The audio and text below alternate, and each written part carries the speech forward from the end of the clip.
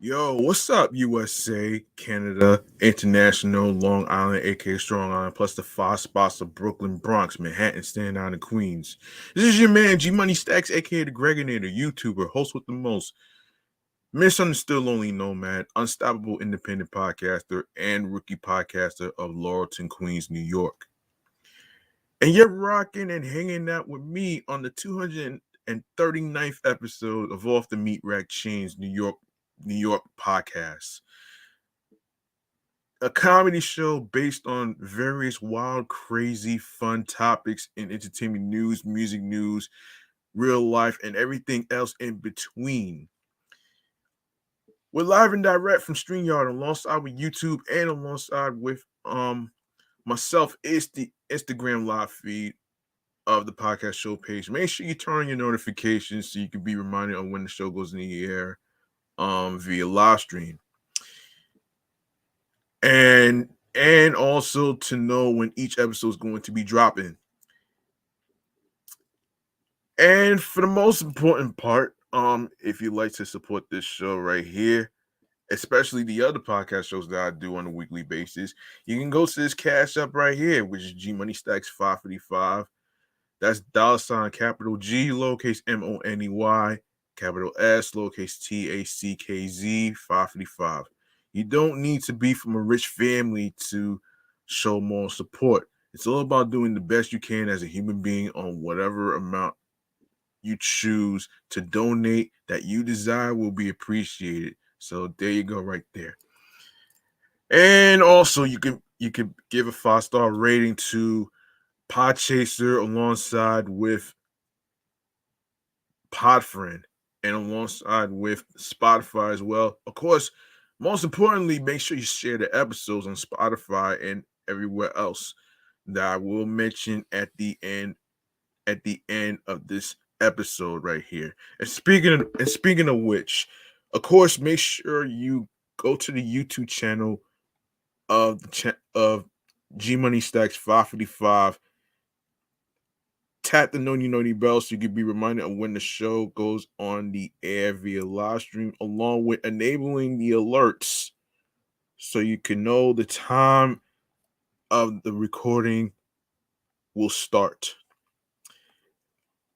And of course, leave a like and a comment along with the episodes. And be sure to stay tuned for more video content, upcoming episodes, previous episodes, along with along with sharing the episodes, sharing the videos, downloading these episodes um alongside with making sure you listen, stream, and watch the episodes. In case you miss any of the episodes, don't you worry. Everything is all there. So don't worry about that. I will say this. I will say this though. Tell a friend to another friend. And of course, word of mouth is important. You can spread the word to everybody that you know, especially the people you go to work with, um, whether it's from class, in college, whatever places it is. And I will get to everything at the end of this podcast show. So, um, and I will be making an announcement in regards to an event that's coming up on February 24th in the next episode. So you want to stay tuned for that. I will actually I will talk about that along with along with Fresh Fly and Fabulous. I will talk about that in the next episode. I'm not gonna have time to do it today, but I will do it in the next episode. So don't you worry. That'll be part of things to do for the weekend and all that other stuff. So there you have it right there. So without further ado, let's get into some transit news. We only got one transit news today, actually, so let's get into it right here. Let's go.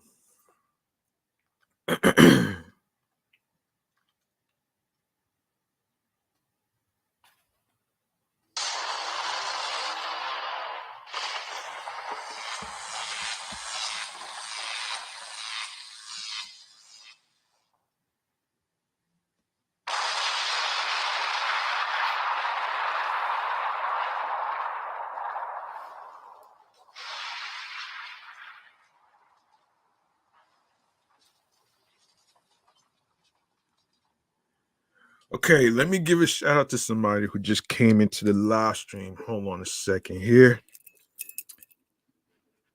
Shouts to the homie Chris, man. Um, I went to St. Catherine of Siena years ago, actually. You know what I'm saying? So shouts to him for viewing this. I appreciate you for watching this, actually. And all right, so first transit news topic that we need to get into right here is the DOT and NYC. And here's what's happening here. Just bear with me. Bear with me. Okay, so the NYC and DOT, here it is. So hundreds on the street parking spaces are in the process of being removed as the Department of Transportation is reserving these spots for the expansion of its car share program.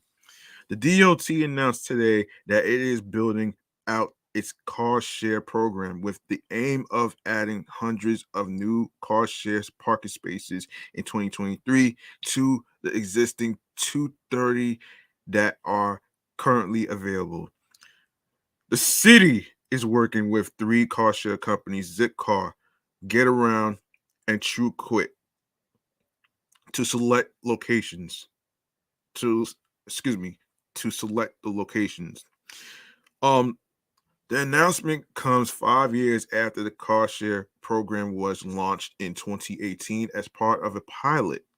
The city says that the pilot program proved to be a success and released survey findings revealing that the program had the program has reduced greenhouse gas emissions and the need for car ownership.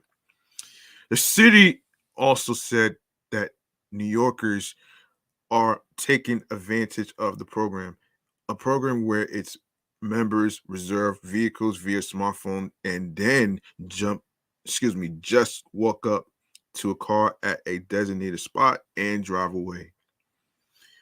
Okay, so end quote. We now have the proof that convenient access to car share frees New Yorkers from the burden of car ownership while helping to fight climate change, said DOT Commissioner Edonis Rodriguez. Give me a fucking break with this climate change shit, man. Soon, more New Yorkers will have access to a vehicle when required. No need to sign an expensive lease or to fret about finding a parking space. The DOT over the next 2 weeks will be installing new signage to um, demarcate, demarcate the first 80 of the new dedicated curbside parking spaces. The spots will be spread across Brooklyn, the Bronx, and Queens, with an explicit focus on equitable access. The DOT has listed the locations on its website, so you can check that out for yourselves. Um, actually, let's take a look at this. Actually, let's take a look at this though. I don't know about all that. Nah, let's not. Actually, you could just download it. if you if you will. Um anyway, so the car share companies are selecting the locations based on customer demand and household demographic data. The locations must also conform with criteria set forth by the DOT to ensure that underserved communities get access. Hmm. And okay. The DOT said that the car share spaces that have been in use have been in demand, with each space accounting for 24 trips per month and used by 17 unique members. One moment.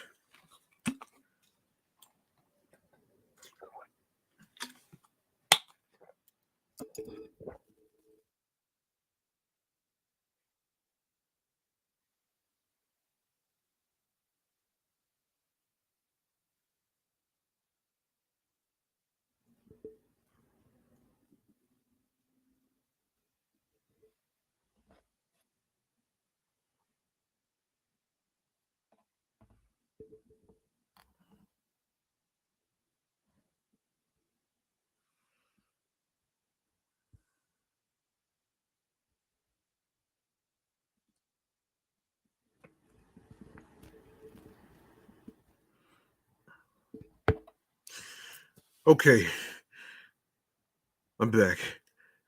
The program has also helped reduce the demand for personal vehicles, according to the DOT, which conducted a survey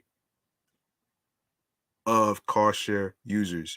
For instance, 7% of survey respondents said they either sold their car or opted not to buy one. The DOT also said the program has led to a reduction in the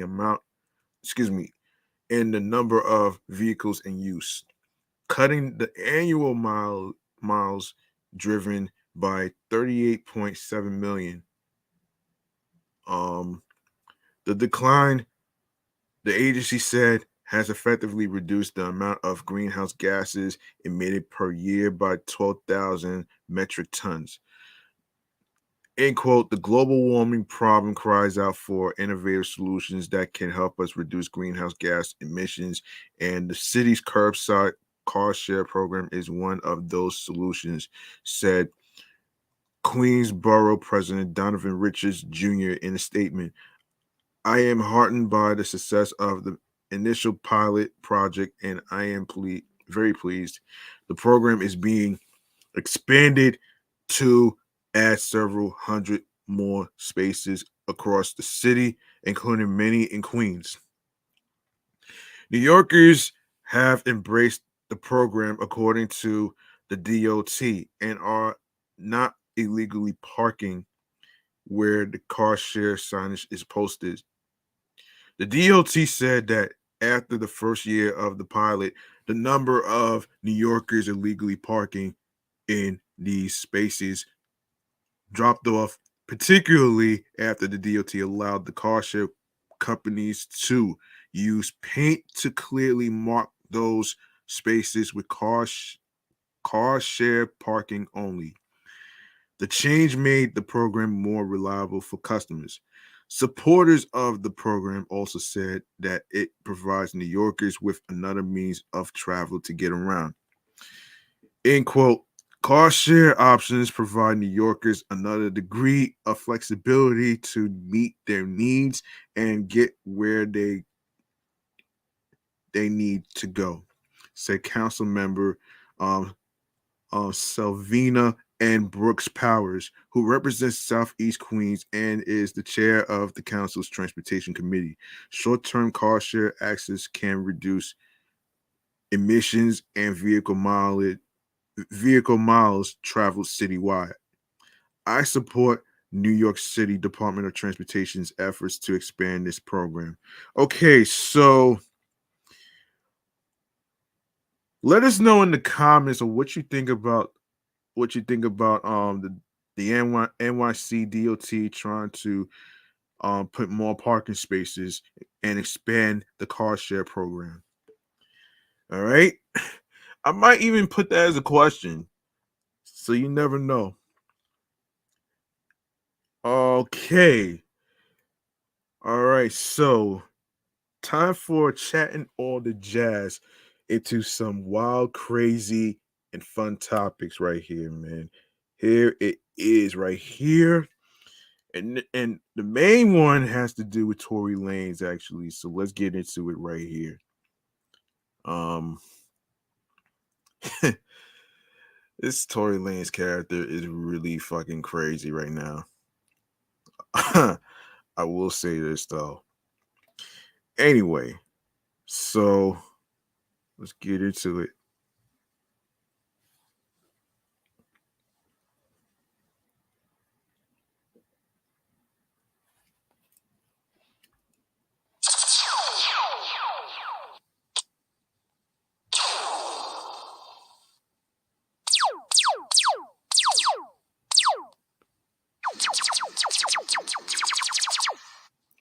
All right, so regarding Tory Lanez, right? This is very crazy though, man. So the criminal trial against Tory Lanez has come to an end. On December 23rd, more than 2 years after Megan Thee Stallion accused the 30-year-old rapper of shooting her in the feet. A jury found him guilty of assault with a semi-automatic firearm, discharging a firearm with gross intelligence and carrying a loaded unregistered firearm in a vehicle, along with allegations that he personally used a firearm and inflicted great bodily injury.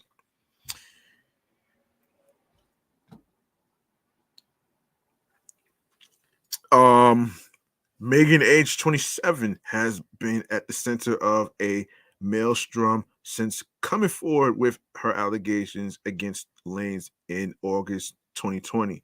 Lanez was officially charged in October 2020 with a felony count, of assault with a semi-automatic firearm, negligent discharge of a firearm, and having a concealed and unregistered firearm in a vehicle. Lane's whose real name is Daystar Daystar Daystar Peterson um pleaded not guilty to the charges, previously saying that the truth will come out. Okay, first of all, his stupid ass shouldn't have a fucking firearm in his car in the first place, okay? You know what I mean? And and you know how I always say that there's good African Americans, but this one right here is a bad seed. You know what I'm saying? You know, there's some African Americans who do stupid shit too, man. Like let's not get it twisted. There's some good ones, there's some bad ones.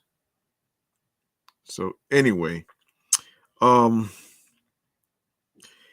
he was barred from speaking publicly about the case and was put under house arrest after another violation of Lane's bail, in which he allegedly attacked singer August Alsina.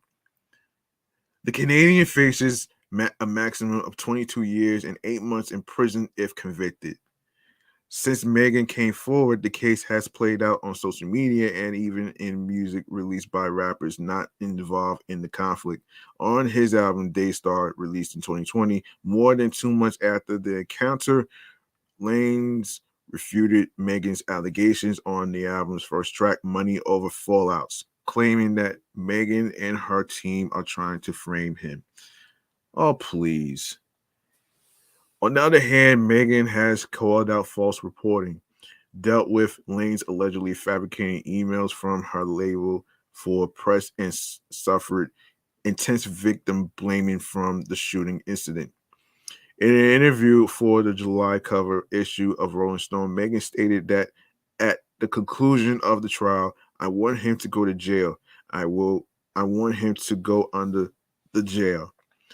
I think it's so crazy that people are able to get online and publish anything that is not a 100% fact, Megan told Rolling Stone. That really is messing with my life. How are you able to do it and get away with it? I see people saying, "Damn, I would have shot that bitch too."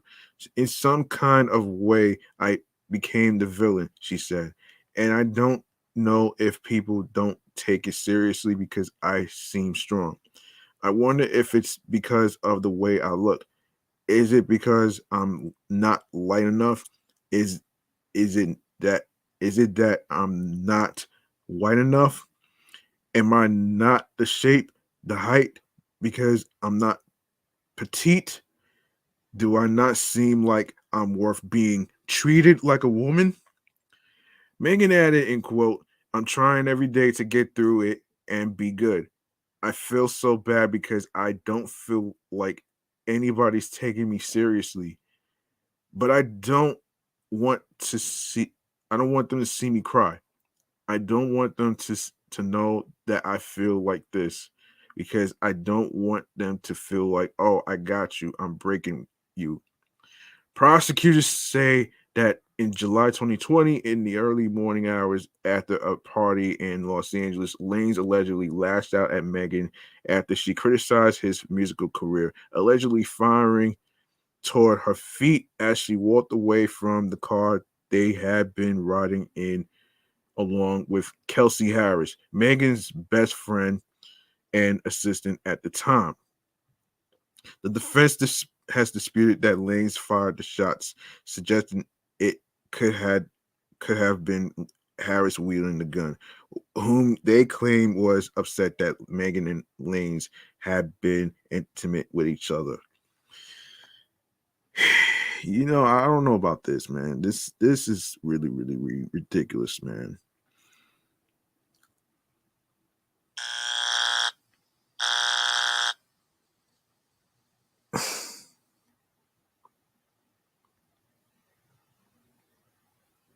Oh no! All right.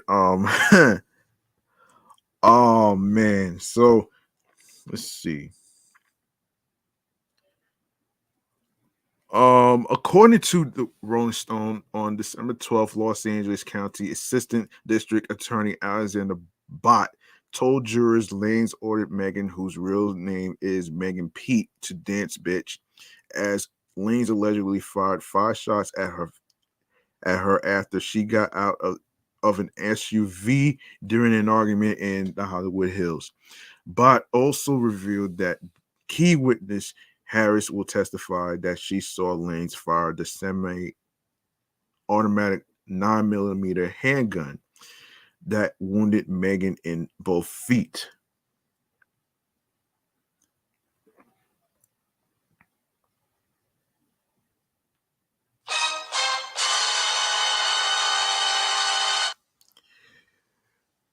But Bott alleged that Megan and Harris were terrified at the scene when they agreed to return to the car before it was pulled over by officers a short time later. He revealed that Harris sent 3 text messages to Megan's bodyguard, Justin Edison, not to be confused with Thomas Edison, folks. No relations, man. In the 5 minutes following the shooting. Okay, so a visual of the text chain presented in the courtroom showed that Harris texted Edison help at 4:27 a.m. on July 12th, 2020. Tory shot Meg. The next line read 911. The third bubble read text from Lanez to Megan and Harris, in which he apologized and said he genuinely just got too drunk but can't change what I did. Were also reportedly read in court. Lanez's defense attorneys claim he was not admitting to shooting a gun, but to being sexually involved with both Megan and Harris. Lanez's lawyer George said the argument in the car had involved Harris, who was angry when she learned that Megan had been intimate with Lanes. The defense suggested that there is a lack of physical evidence to prove the case against Lanes since his DNA had allegedly not been found on the gun. On December 13th, the Grammy winner took the stand for most of the day. Her time on the stand saw the artist fight back emotions as she recounted her allegations against Lanes and faced him in the courtroom while delivering her emotional testimony. Although Megan did not press the charges and is not on trial, her testimony is undoubtedly the biggest moment of the trial. End quote. I just don't feel good, Megan told the court after being asked by Los Angeles County Deputy District Attorney Kathy Ta if she was nervous. According to the Los Angeles Times, I can't believe I have to come up here and do this. Megan was directed to recount her personal relationships with both Lanes and Harris and said she and Lanes began arguing as they were driving away from a party at Jenner's home with Lanes, his bodyguard, and Harris. Lanes was allegedly upset with Megan because she asked him to leave the party. Megan told the court that she and Lanes had become friends and bonded over the shared loss of their mothers in the months before the shooting.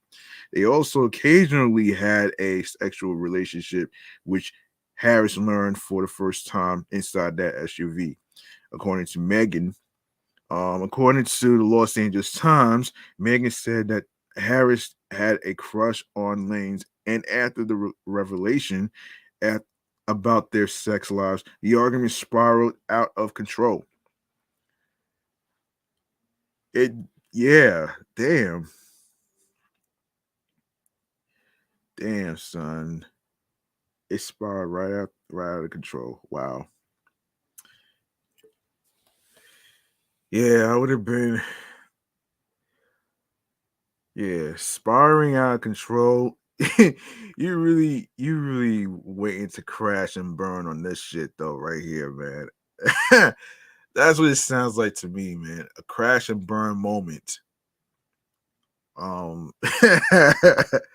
This is like a crash and burn moment, so I'm just gonna. Okay.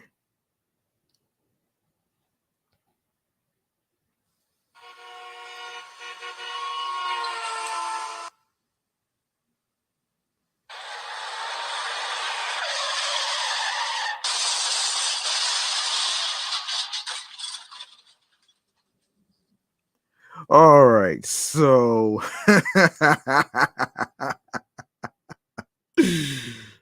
Oh man. Lane's allegedly called both women bitches and hoes. She testified, and then the two began bickering over the state of their musical careers. Megan criticized Lane's musical skills, which is what she says led to the altercation. Tori was basically telling me I wasn't shit, and I said, actually, you ain't shit. This is where you at in your career. This is where you at with your music. And I feel like that really rubbed him the wrong way. He kept yelling and cursing, she said, according to Rolling Stone. Um, Ty asked to record the events of the alleged shooting, with the WAP hitmaker reiterating, I've heard the gunshot. I don't know how many, but feels like it went on forever. She told Ty that she heard multiple gunshots going on to confirm that an audio recording of the shots sounded like the events of the night. I've never been shot at before in my life, Megan said, claiming that she saw Lane shooting at me. As soon as he started shooting, I put my head down, Megan claimed, stating that she lowered her head because I was scared and I didn't move. Megan told jurors that when she eventually returned to the car, Lanes allegedly promised her and Harris $1 million if they did not tell the police about the incident, claiming he was on probation for a prior weapons offense. Okay, that sounds like a bribe. That sounds like a fucking bribe right there, man. You know what I'm saying? That sounds like a bribe. A fucking bribe, man. Like really. $1 million to silence her. Come on.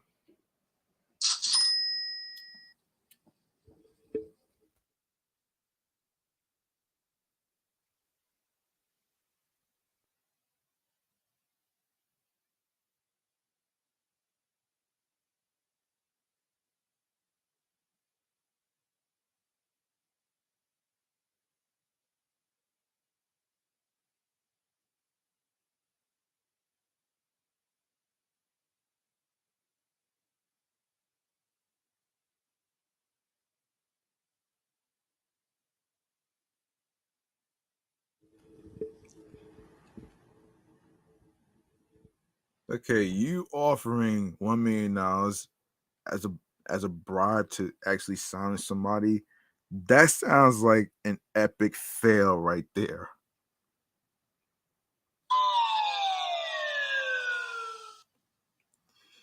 All right. All right. She said once Los Angeles officers stopped the vehicle, she grew more afraid of the situation escalating and was scared they would also shoot her. The officers subsequently found the gun still warm to the touch on the floorboard near where Lanes has been seated. Bolt no Bot told the courtroom, adding that Lanes and Harris both later tested positive for gunshot residue. Um, when asked, let me see. Hold on. When Harris woke up, actually, wait, hold on. Let me just hold on a second. Wait a minute here. Wait a minute here. What did I do? Didn't I wait? When All right, so when asked, hold on a second.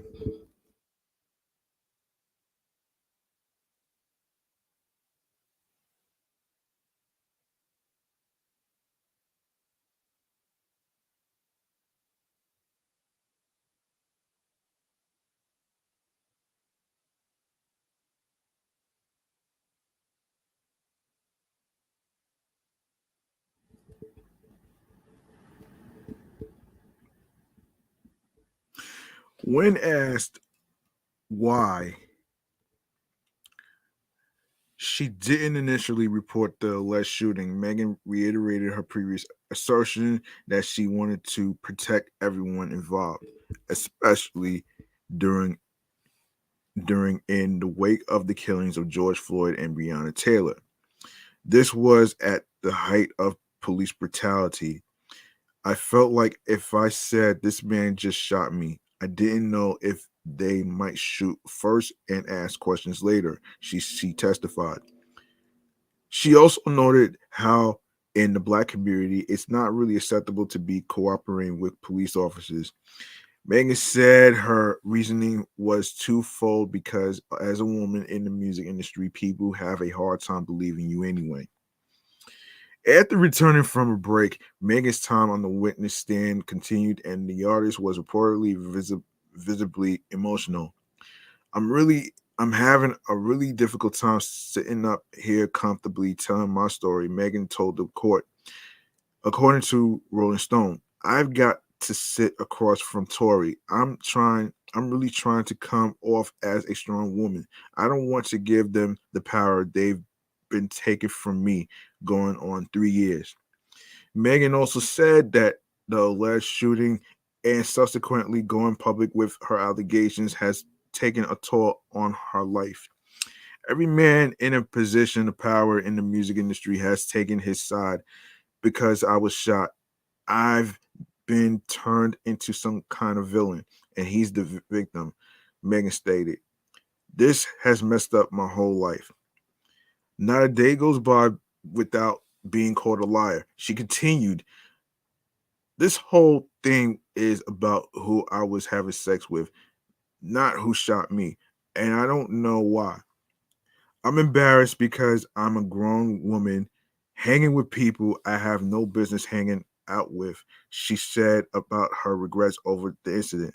Now look at how everybody want to view me. How could I share my body with someone who would shoot me? Now every week there's an article calling me a hoe. The rapper admitted to suicidal um, ideations since the incident, stating, I don't want to live. I wish he had just shot and killed me if I had to go through this torture. Oh my gosh. Oh my gosh. Oh my gosh. That sounds crazy.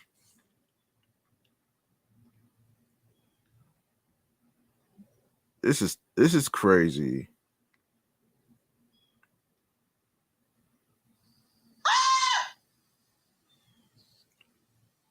Hmm.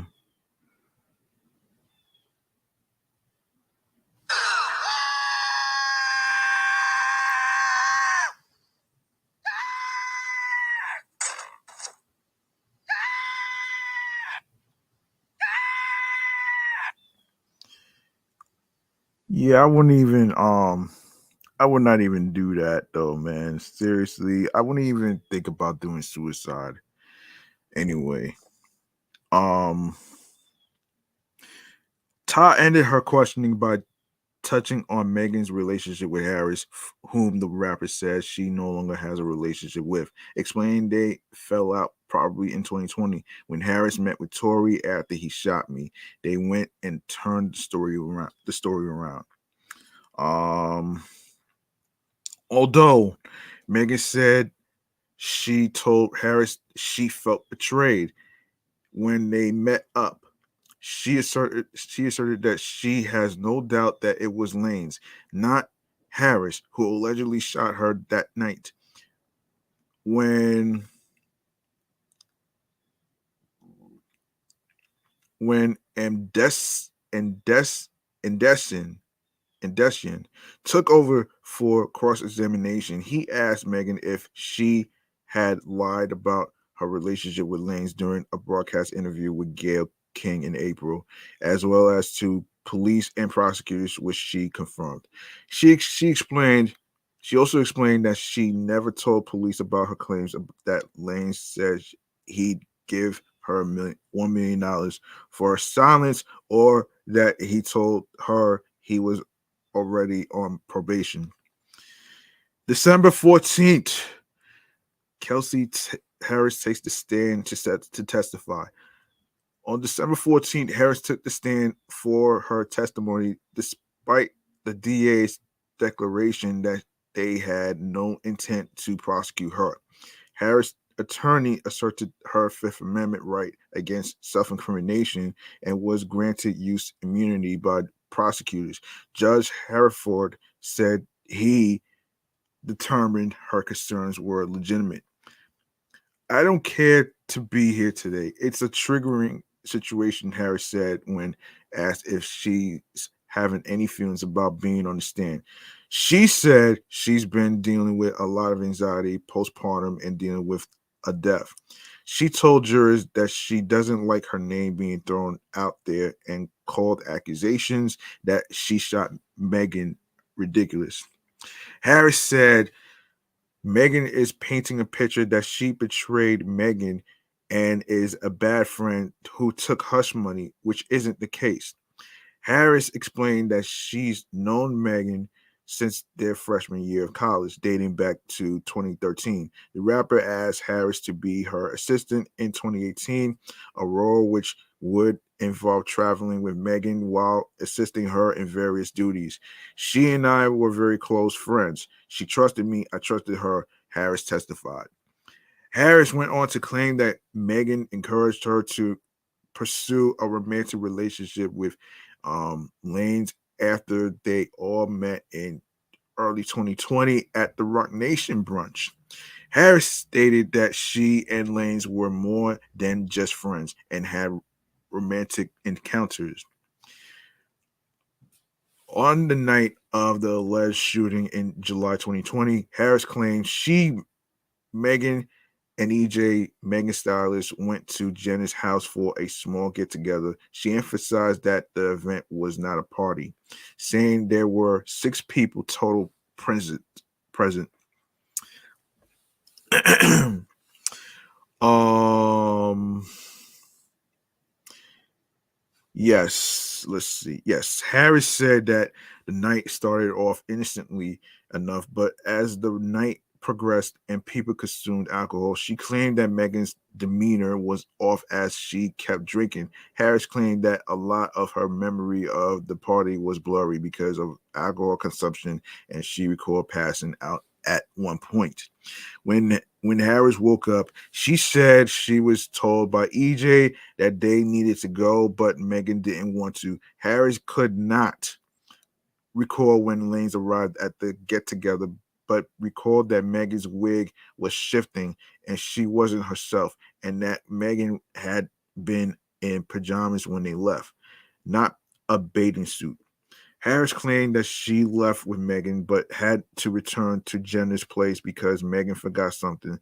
She said Megan went inside and found Lanes there, which is when a fight ensued. She claimed she doesn't know what was said or what happened because she wasn't inside, but when Megan returned with Lanes, Megan claimed Jenner kicked them out. According to Harris, Megan was rambling in the car. She recalled lots of going back and forth, and that they were all arguing at one point. Harris claimed Lanes was demanding that Megan tell the truth, while Megan was telling Harris not to listen to him. Harris claimed Lanes told her that he and Megan had a relationship, which kicked off an argument between Harris and Megan about the latter's disloyalty. Harris reiterated Megan's claim that the rapper argued with Lanes about music and that Megan told him he had a lackluster career. When prosecutors asked Harris if she recalled Lanes calling them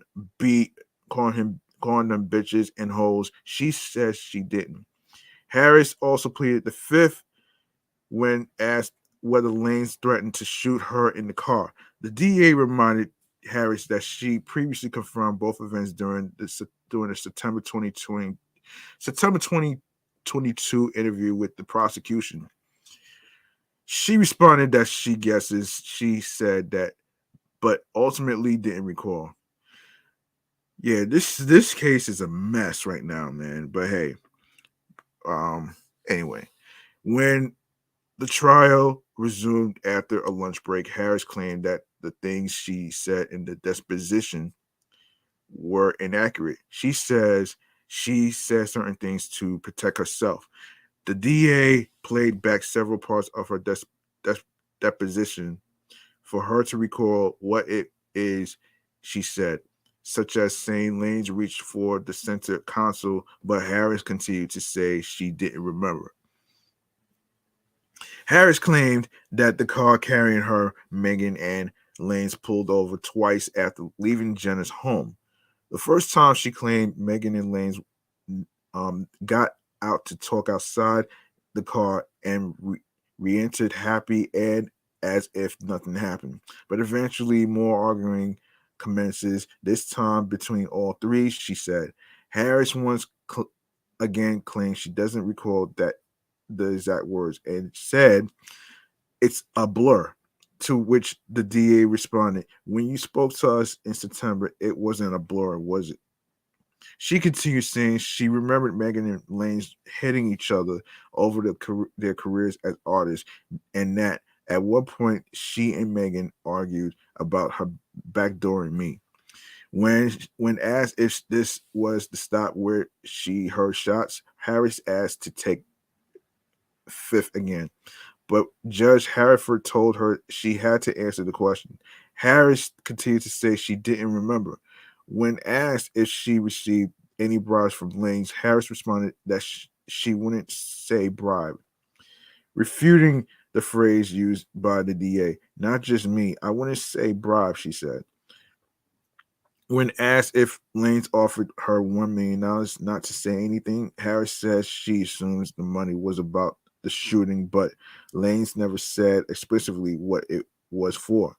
I guess if that is what you want to call it, she responded when asked if Lane's alleged offers to fund a future business and pay for her attorneys were in exchange for Harris keeping silent. But Harris noted that she doesn't want any connection or correlation to Lanes and rejected his alleged affairs, no alleged offer, for money, saying that she told him, "I don't need you to do anything for me." Harris was once again asked about the car's second stop, claiming that she and Megan got out the car at the same time and that she hadn't been looking around while exiting the car, which is when she heard shots. She doubled down on her position that what she said in her deposition was to protect herself, but they were not all true. The DA replayed Harris' deposition in which she said she heard 5 or 6 gunshots soon after getting out of the car, and when she looked up, she saw Lanes hanging out of the driver's side. On the stand, Harris refuted her previous testimony, saying it was a night of alcohol and she doesn't recall saying that. Harris claimed that she never said Lanes was the one who shot Megan, and all she heard were shots that night. When asked by the DA whether she was holding the gun, shot Megan, or had any part in it, Harris says she didn't. The DA followed up by asking who apologized for the shooting, to which Harris responded that she doesn't remember an apology from that night. Although um Harris admitted she went to check on Megan after hearing gunshots, she claimed not to know where the blood she saw from and couldn't recall whether Megan was bleeding.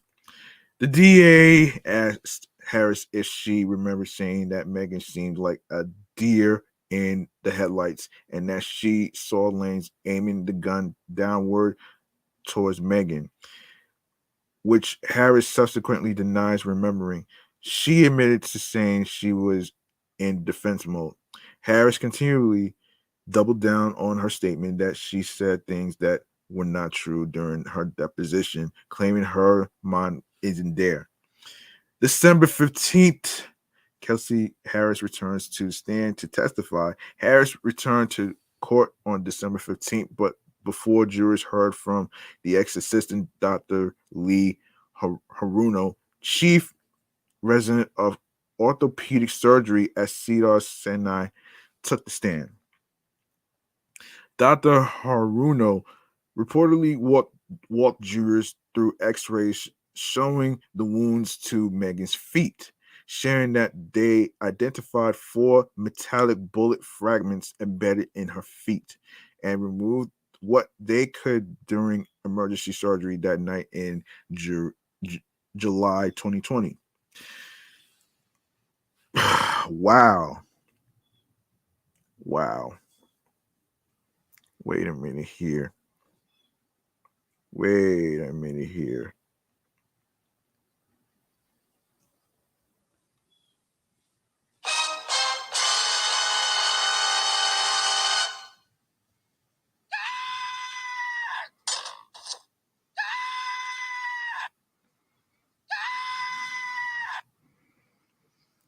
Yeah.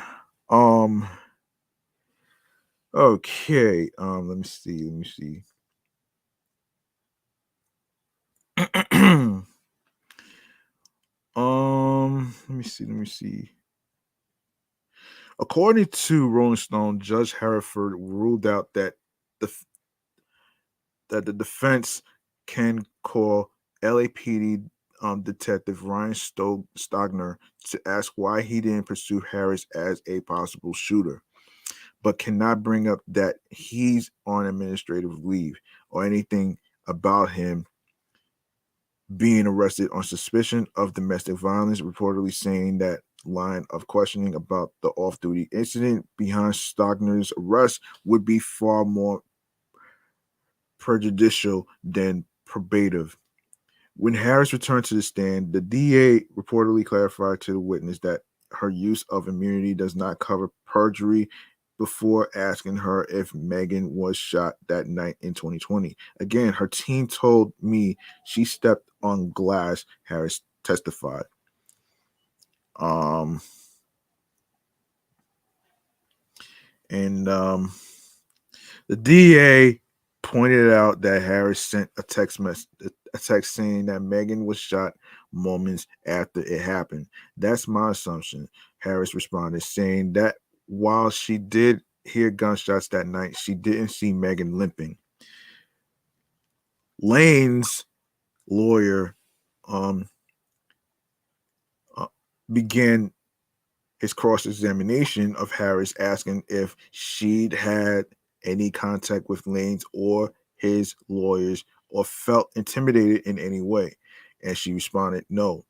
I would actually like to make that very clear. I've seen some things and I'm tired of that line. So no, Harris added when asked if Lane's had paid her anything. The lawyer reportedly began to ask questions, implying the prosecution had pressured Harris to testify, which Bott argued had opened the door to playing the full 80-minute recording of Harris' interview from September to defend the integrity of the prosecution.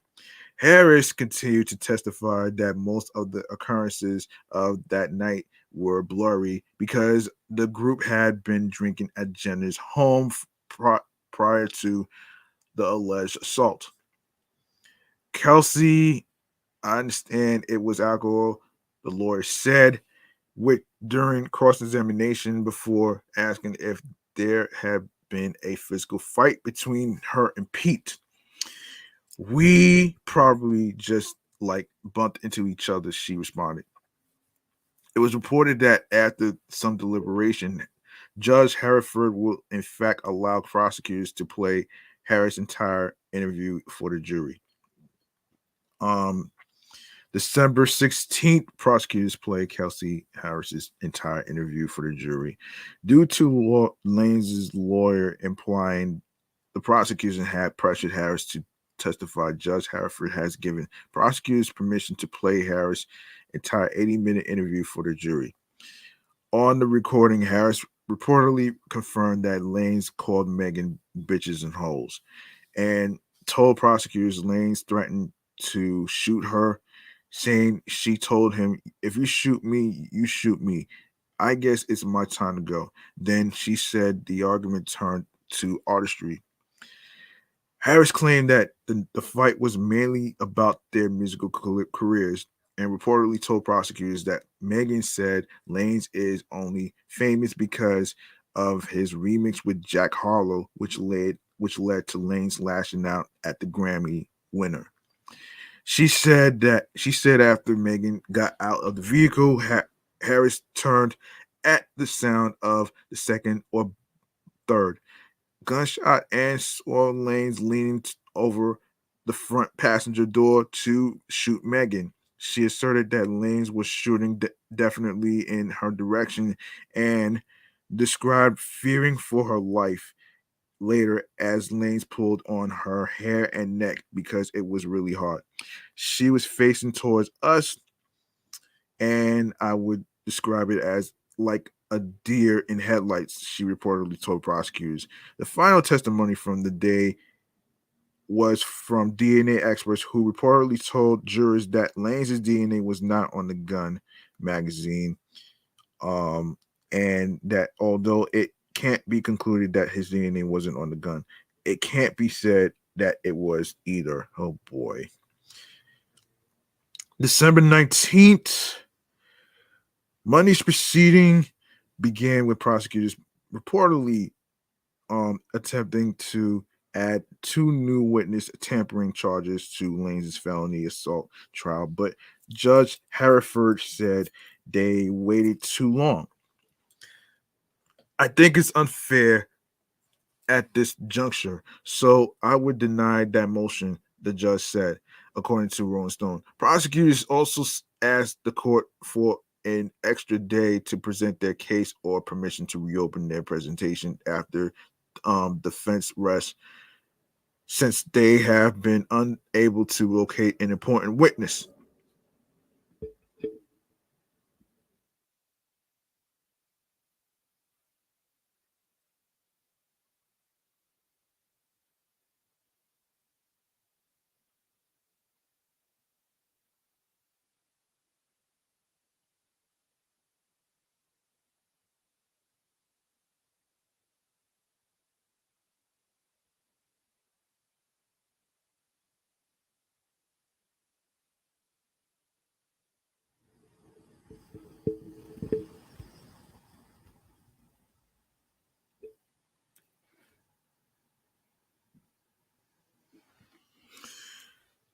Okay, over the weekend, Megan's lawyer, Alex Spiro, claimed her former head of security, Justin Edison, went missing ahead of his expected testimony on December 16th.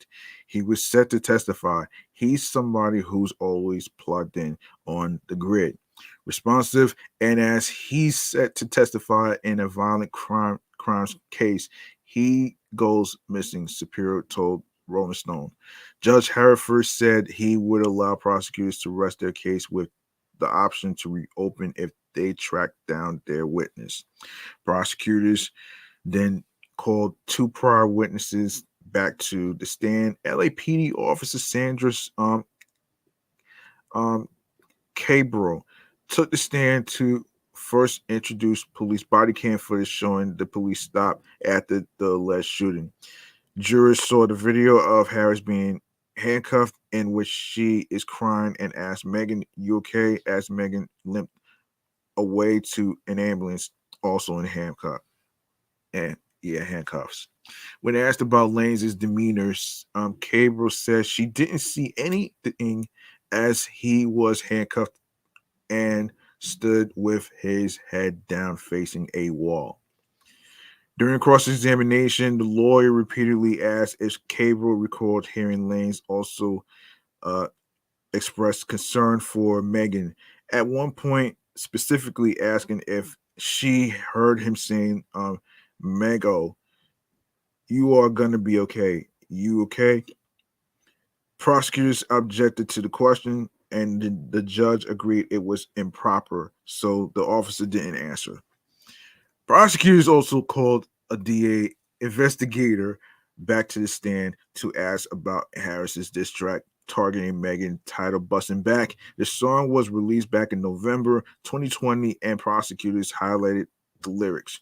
You know it, you know it wasn't me, and all you had to do was clear your best friend's name, reportedly to combat the defense theory that Harris could have been the shooter.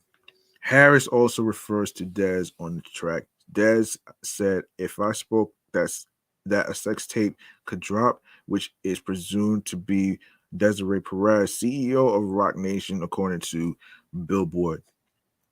The lawyer called Megan's former stylist, Eric Coberson, known professionally as EJ King, to the stand to testify about the party he attended at Jenner's house with Megan, Harris, and Lanes ahead of the alleged shooting.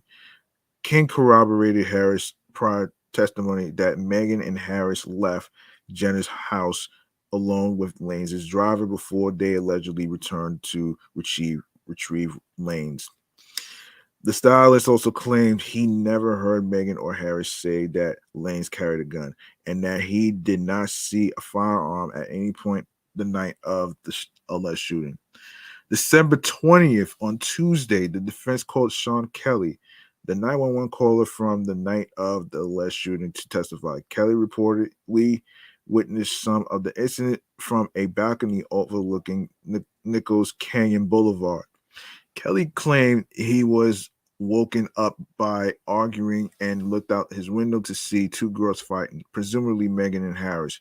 They were pulling the hair and hitting each other It was quite violent, he claimed. Kelly claimed he saw the driver exit wearing all black and he joined the fray. Kelly was scared and he asked his son to come into his room. He testified several times that he saw a muzzle flash and heard what he thought was fireworks, but believes the flashes were from a woman. Kelly claimed that he saw both the muzzle flash coming from one of the girls, but also saw it about the same time the smallest individual lanes got out of the car. The lawyer reportedly grilled Kelly about his previous interview with a defense investigator, where he claimed he saw Lanes try to take the alleged gun, but on the stand, Kelly said he never saw that. Kelly repeatedly testified that he believes a woman fired the alleged first shot, saying, "I believe I saw the girl shoot first." But he claimed he didn't know she had a gun at the time and believed it was fireworks. Kelly claimed he saw four people fighting, presumably Megan Harris and his driver, with with the shorter guy pushing and fighting both girls. That's when the lawyer asked Kelly, "Sir, did you see the shorter guy with a gun in his hand?" And Kelly answered, "Yes." He then claimed that the other three began to beat one woman, saying it appeared to me when I was on the phone that they were trying to kill her. Kelly said he heard the driver say the police are coming, and they put the woman in the Escalade and left. During cross examination, Bott asked Kelly why he didn't report a woman shooting when he made his 911 call. Instead, he reported a group beating on a woman. Kelly claimed that the shooter guy was very agitated and had his arms outstretched. He was firing everywhere, Kelly alleged. Bott asked how many shots Kelly saw the short guy shoot, to which he answered 4 or 5. Kelly claimed that after the short guy allegedly fired, the woman on the ground was kicking all the time. She was crawling and stumbling across the road. He claimed. Kelly claimed that the short guy was shouting all N words and F this, F that, directed at all of them. He was going crazy. He really agitated. When it came to to the alleged first shot made by a woman, Kelly claimed that he saw what happened appears to be the girl shooting into the car, although the vehicle in question was not bullet ridden. Excuse me. When police stopped it minutes later on Hollywood Boulevard, the case's lead investigator, Detective Ryan Stockner, testified later in the day that Kelly specifically said he couldn't tell who was holding the weapon. Stogner also testified about speaking with Megan 4 days after the shooting when she first the reported she had been shot. When asked by the lawyer whether Megan specifically mentioned George Floyd as her reason for her initial excuse, Stogner said the rapper didn't mention Floyd, but she had mentioned something to the effect of because police were shooting black people, she was afraid. The final witness on the stand was Randy Zapita, a Los Angeles police criminologist who prosecutors called to rebuke testimony from the defense DNA expert. Zapita testified that there is also a possibility that you won't leave any DNA behind when firing a gun 5 times. He said he disagrees with the defense's expert testimony that one of the 4 DNA profiles on the gun has to be female. Arguments are expected to take place on Wednesday with the possibility of Lane's testifying before. Oh boy. Ah man. Oh my gosh. So this is crazy, man. And I'm not even gonna really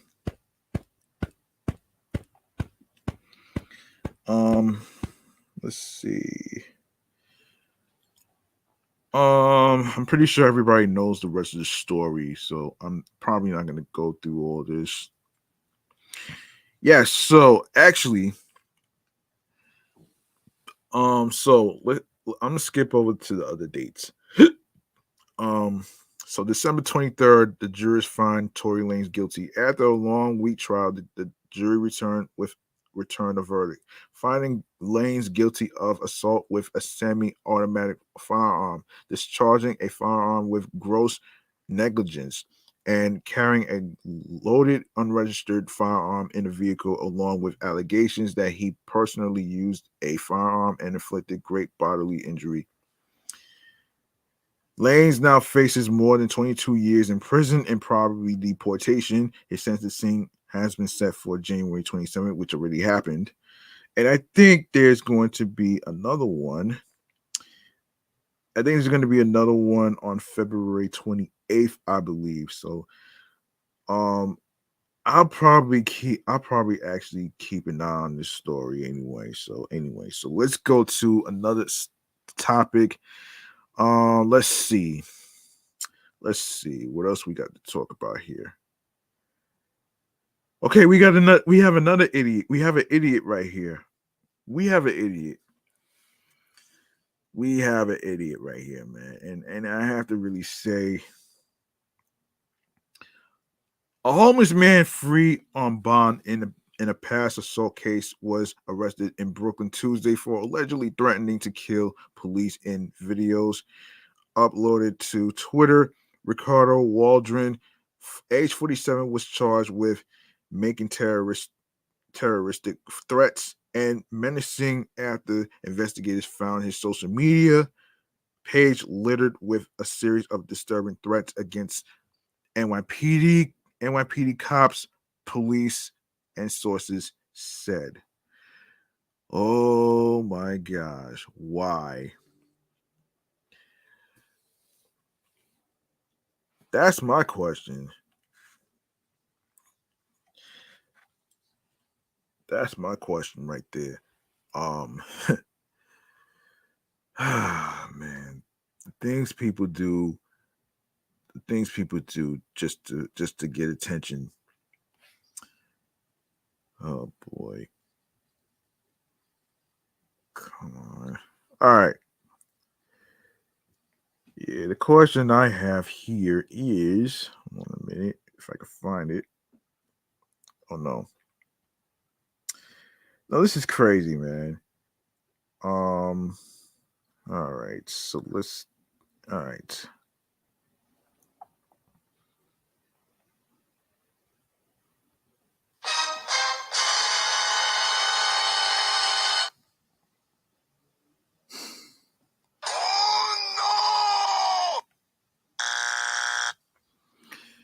Yeah. So when Waldron posted 10 different threatening posts in a matter of 12 seconds beginning early Tuesday. Oh my gosh. Um every time I remember being hit by a cop, I'm going to try to kill cops, Waldron screamed in one video posted at 10:38 a.m. Tuesday.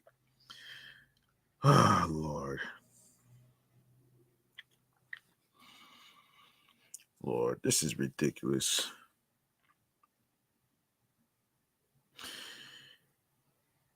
This person is ruining his damn life over some bullshit like this. This is nuts. No wonder his ass is about to be crashing and burning.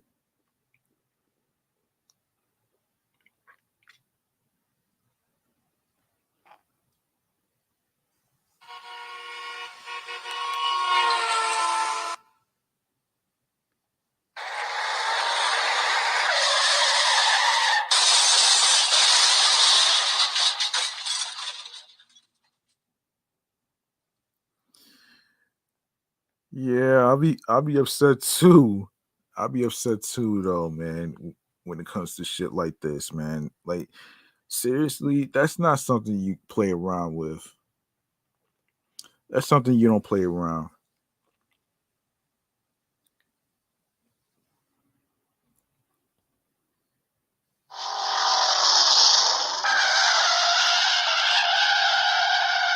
Why don't you look me up?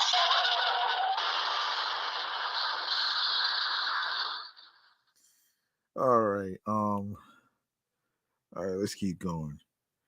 The videos and photos uploaded by Waldron all appeared to have been taken in the subway system. Waldron was arrested while he was on the subway in Coney Island, police said. Hmm. Yes.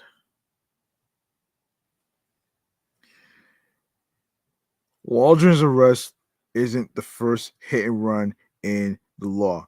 He was out in the streets after posting a $10,000 bond last October in an assault and weapons possessions case, sources said.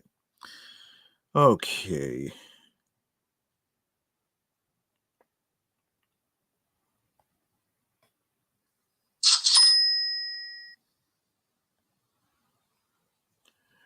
All right.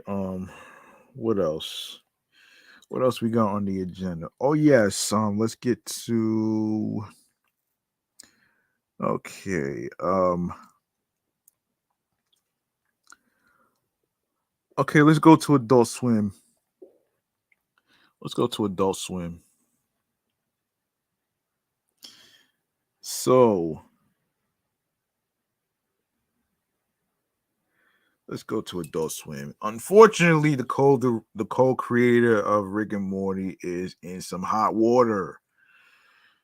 And this is from a variety, okay? So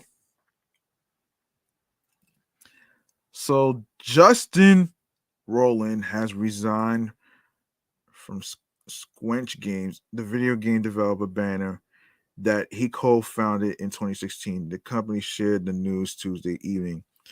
Adult Swim is severing ties with Rick and Morty co-creator Roland after he was charged with domestic violence. Adult Swim has ended its association with Justin Roland, the network said in a statement. As previously reported, Roland was charged in Orange County, California, with one felony count of domestic battery with corporal injury and one felony count of false imprisonment by menace, violence, fraud, and or deceit. He pleaded not guilty in 2020 and appeared in court Thursday, January 13th, 2023, for a pre-trial hearing. A trial date has not yet been set. Um, has not been set. He is due for another pre-trial hearing on April 27th. Oh my gosh. That's crazy, man. This is crazy. This is beyond nuts. This is crazy, man. This is crazy. Man.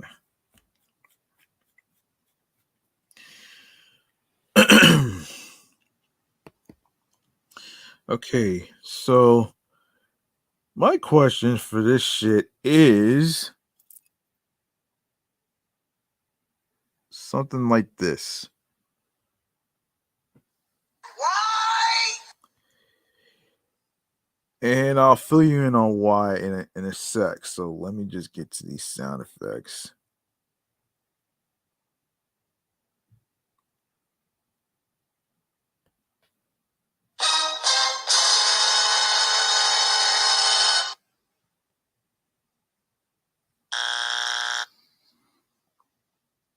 Oh my god!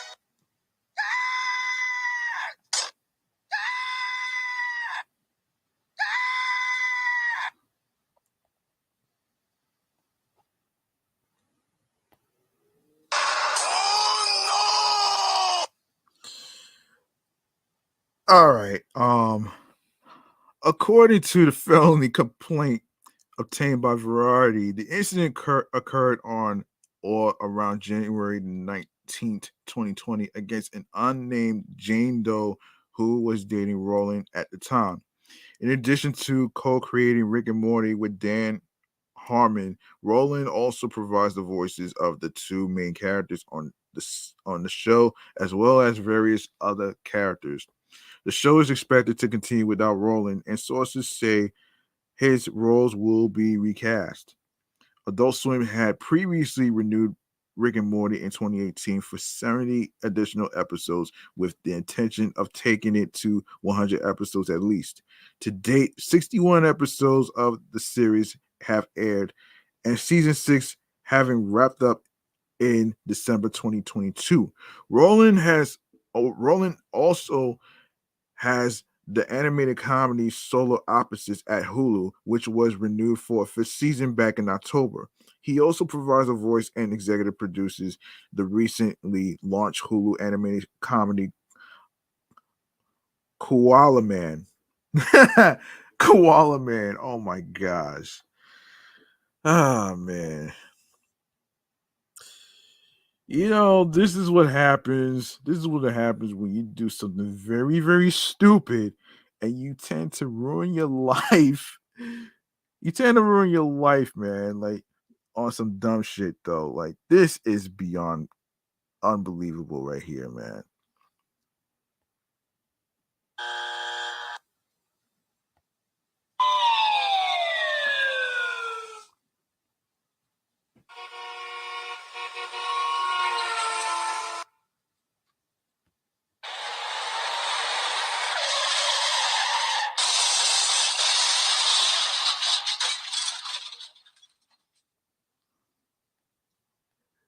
Okay, up next, we have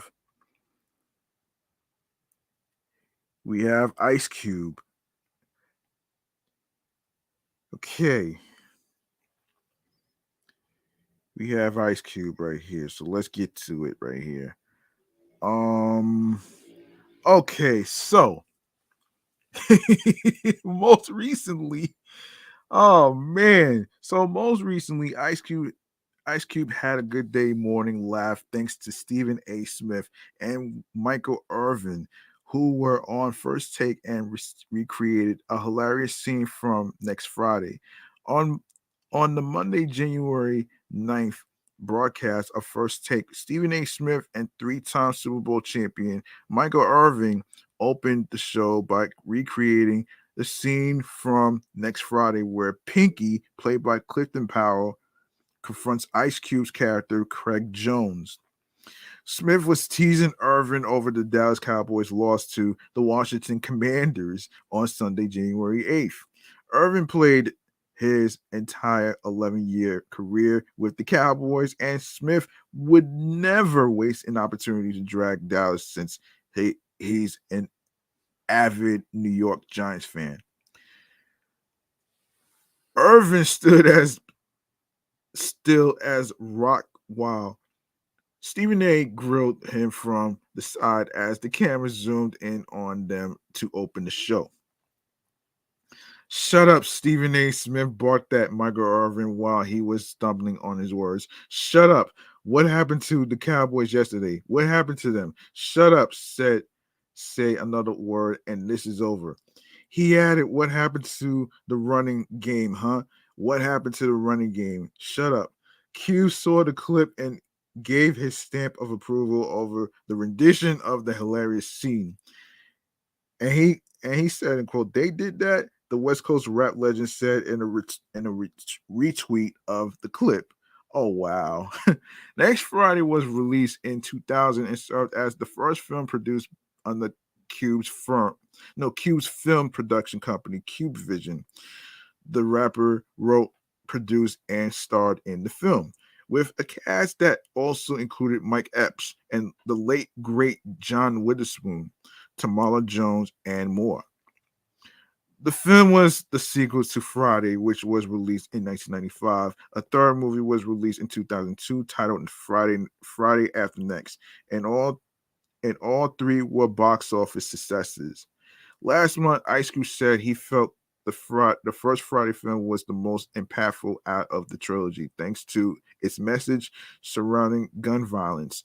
Cube and his Mount Westmore colleagues E40 and Too Short stopped by LL Cool J's Rock the Bells radio show, where they touch on the Death Certificate MC's iconic movie franchise.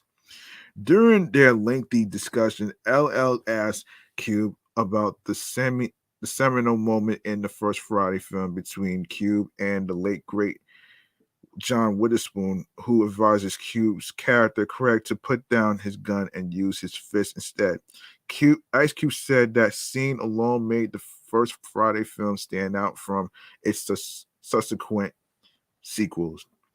End quote. It was an important scene, and that's why the first Friday is so impactful over the other ones, Cube said at the 47-minute mark.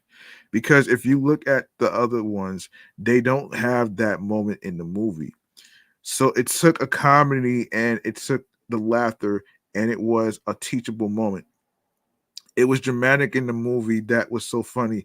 It was impactful because what he was saying was some real shit. He continued, it's cool because it was like, yo, I would have never moved in this neighborhood if you needed a goddamn gun to walk down the street. That's impactful before Friday. Shit was so crazy in the hood. When I had it written that Witherspoon was like crazy. Um, yeah, like crazy. And crazy in the hood when I had it written that Witherspoon was like, you going down the street, take this gun with you. It's crazy, right? Ain't that crazy? Yeah, ain't that crazy? Oh man. Okay, so Flow Rider. Um, yeah. Flow Rider, according to People, was awarded $82.6 million in damages Wednesday after a jury found that an energy drink maker breached a contract it had with him. Okay, that's interesting. That's very interesting. $82.6 million. Wow. $82.6 million. Wow. Wow. Hold on a minute. Okay.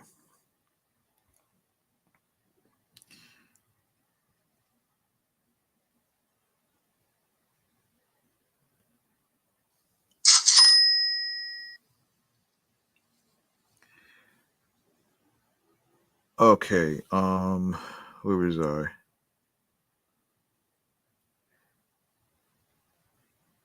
Yes. Flora. Okay, so I just did that one already. A Broward County jury awarded the sum to the rapper nearly 2 years after he and his company Strong Arm Productions sued Celsius Holdings Incorporated in May 2021 when he claimed the company violated an endorsement deal from the mid 2010s. Basically, I helped birth this company, and all we was looking for was some trustworthy people who acted as if they were family.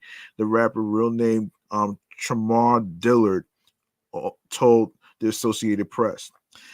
And then when it comes down to the success of today, they forgot. They just forgot about me. As a As the publication reports, Florida was a brand ambassador from 2014 to 2018 with a civil complaint claiming that his involvement introduced the company to a wider audience. The company's lawyers, however, argued during the case that the company reached its greatest success when the endorsement deal ended, and that an increase in sales and stock value were a result of other dealings, per the AP. Celsius is disappointed with the result and disagrees with the jury's verdict. We intend to appeal based on several grounds. A spokesperson for Celsius tells People, this decision doesn't take away from all Celsius has accomplished over the last several years, and we look forward to achieving continued success and delivering quality products to our customers. Florida's attorney John Ustel said during closing arguments that the right round rapper was looking for the 1% ownership he was promised. His legal team also argued that the partnership allowed Celsius to grow its product portfolio, including a powder product, and a line called Celsius Heat. Over $27 million of the damages awarded to Florida represent $250,000 shares in Celsius, which the musician said were owed to him per Forbes. The Miami New Times also shared that since Celsius first hit the Nasdaq exchange in 2017, it is now now trading for more than 106 $106 million actually per share, while each share was worth less than $1. Actually, $106, $1 when Florida's partnership began. All right. Hold on a sec.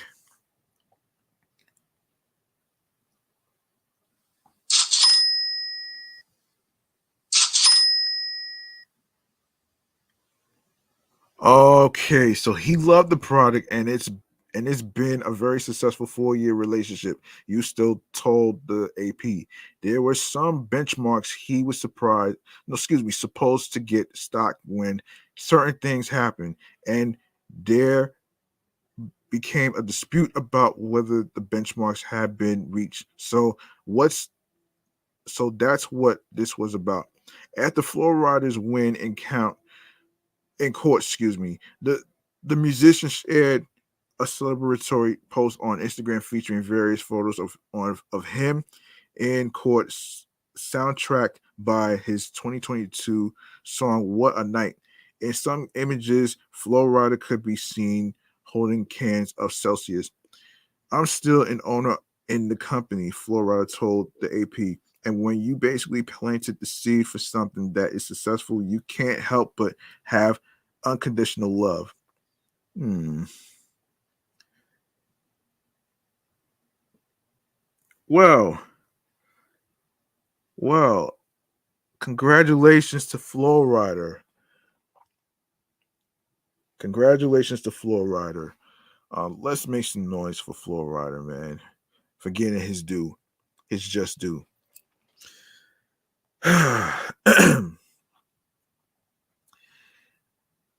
Okay.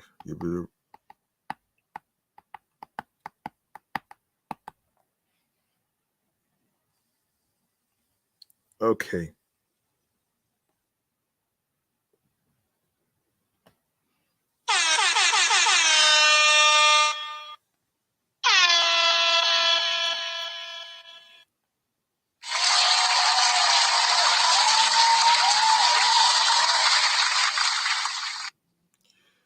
All right, so let's see. We got another topic that we need to get to here.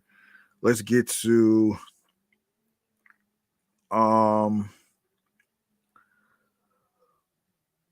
the roots. Let's get to the roots. Let me see how much time we got. Okay. And this is from yahoo.com. By 1985, Philadelphia natives, the legendary Roots crew, known as the Roots, had acquired a reputation as one of the most creative acts one of the creative acts in hip hop. They developed their second to none live shows by touring the globe and gaining an international following that would ultimately propel them into superstardom. An independently released debut album organized showcased the band's undeniable potential, but their major label debut, Do You Want More, released on January 17th, 1995, established them as the standard bearers of underground and jazz infused hip hop with live instrumentation. um, Unlike any other act, the Roots were not like any other hip hop act of the mid 90s, an era when a large segment of the landscape was dominated by either New York's boom bap scene or the West Coast G funk sound. What set the Roots apart was their focus on live instrumentation, which was almost unheard of at the time. With the impeccable timing and precision of Amir Questlove Thompson's drumming, Leonard, no, Leonard Hubbard's, Leonard Hubbard's bottom heavy bass work and the keyboard virtuosity of the then unknown Scott Storch. The Roots sound was truly one of a kind.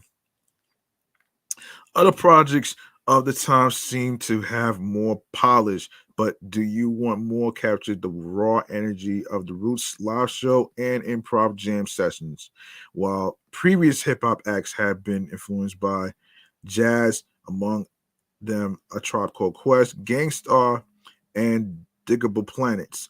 The Roots continue to advance the sound, evolving from a hip hop collective to a full fledged hand. Production on the album was handled primarily by the Grand Niggas and drummer band leader Questlove, who crafted an album of gems, of which Proceed stands out as one of the best. It remains one of the Roots' signature tracks, on which Black Thought brings his adroit lyricism to a jazzy, laid-back groove. Elsewhere, with its infectious hook distortion to static, displays the group's unique sound, while Silent Treatment will go down as one of the best ballads of the 90s with its vulnerable ethos and Black Thought's effusive chorus.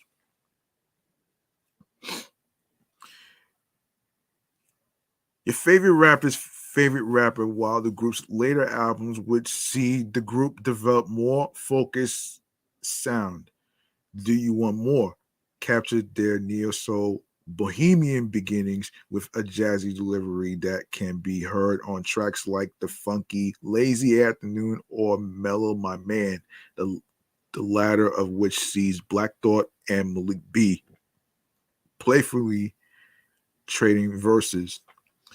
While the Roots were while the Roots are a collective of top tier musicians and lyricists, were well versed in a plethora of musical traditions. Questlove steers the ship as the musical director and band leader. That said, Black Thought is in a league of his own when it comes to blessing the mic.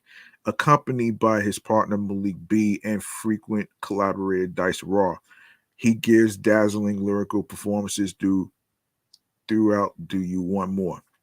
With his razor sharp, quick witted, multi symbolatic symbol symbol multi syllabic rhyme, rhyme schemes, he manages to combine the styles of two of his biggest influences, Cool G Rap and Big Daddy Kane, into his own lyrical persona, delivering a tour de force performance throughout the album. Black Thought shows why he would become your favorite rapper's favorite rapper. All an all-night jam session on later albums, the Roots would explore deeper subject matter and pen their most career-defining songs. But Do You Want More captures them as young phenoms who have invited us to listen in on an all-night jam session. Who could have predicted that the same band who dropped this experimental record would also become a fixture of late night television as the house band for The Tonight Show starring Jimmy Fallon? Black Thought and Questlove are two of hip hop's most well known representatives in the mainstream, and yet they also continue to push the culture forward.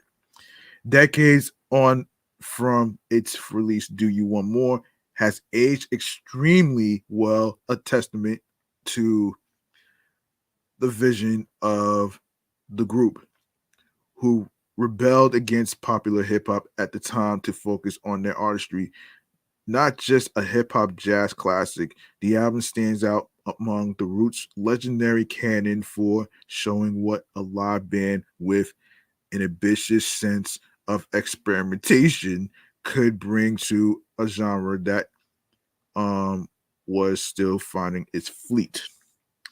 Okay. All right. That's pretty dope. That's pretty dope though. Let's see. What else? What else we got here? Yes, The Weekend. All right, let's go to The Weekend. According to Billboard, um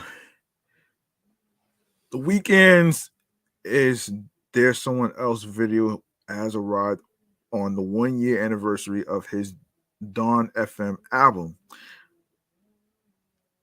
The Clicker directed music video for Is There Someone Else, the 10th track on Dawn FM, was released on Saturday, January 7th. The Weeknd had previously teased the visual, sharing a snippet on his social media accounts earlier in the week. The singer's latest video features him watching a woman seductive dance through a city apartment window, and with a somewhat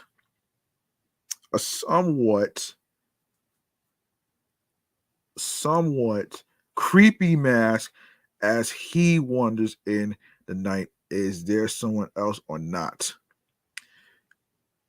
Um Dawn FM made its debut on January 7th, 2022, and launched at number 2 on the Billboard 200.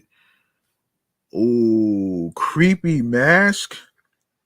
Okay, you know what I have to say on the scary stuff right here, man.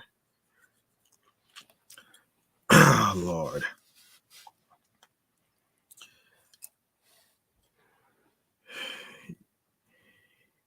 You know, I'll let the sound effect speak for itself.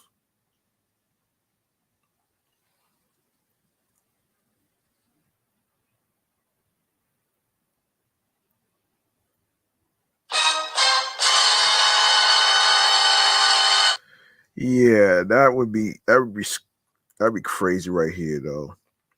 That's scary. And to actually hear something like this, a creepy mask. Like you see creepy mask in movies though. Like I get it though, man. Like creepy masks are usually the scariest one.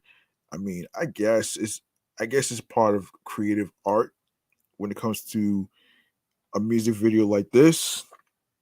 Um so yeah, that right there is wow. All right.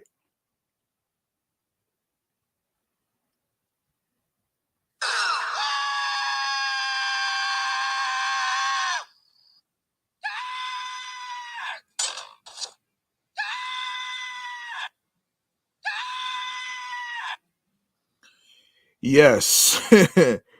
um yes, there's more to this actually. Hold on a second. I think that's about it for the weekend. Yeah, you can check out his music video on YouTube as well. And Chloe Bailey. Chloe Bailey. And also, according to Billboard, after nearly 2 years of dropping a string of singles, including "Have Mercy" and "Treat Me," Chloe, Chloe Bailey is unveiling her highly anticipated solo debut album. The 24-year-old singer took to Instagram on Tuesday, January 24th, to reveal that her upcoming album, titled "In Pieces," will be arriving in March 2023, which is next month. Of course, mark your calendars. There's no specific date to be exact, but um, though the exact release date has yet to be shared, so remains to be seen. Along with the announcement, Bailey shared a video in which she's seen in a sleek red leather gown, acting as a scale as she holds a human heart on one arm and a spear on the other. Wear my heart on my sleeve. They all say I'm naive, but it's better than nothing. She's heard singing in the background over an ethereal melody. Chloe's sister Haley Bailey shared a sweet comment in support. Woo.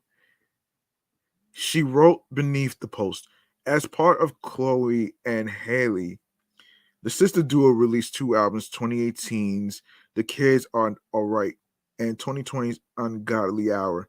It's everything that I've been going through, all the tearing down, people underestimating, telling me I can't do it. All of those things have gone into the music.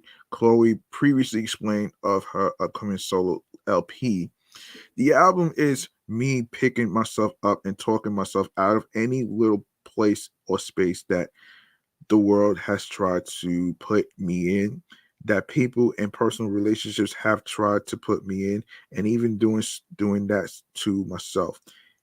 It's me breaking free. So we'll keep an eye on the date of the premiere of Chloe Bailey's album. So of course, March is around the corner. So mark your calendars to hear on her social media when she makes the announcement on the exact date. I will bring it here. Let's see what else we have here. What else we got? What else we have here? Um, okay, what else we got here? All right, so let's get to. Let me see. Let me see.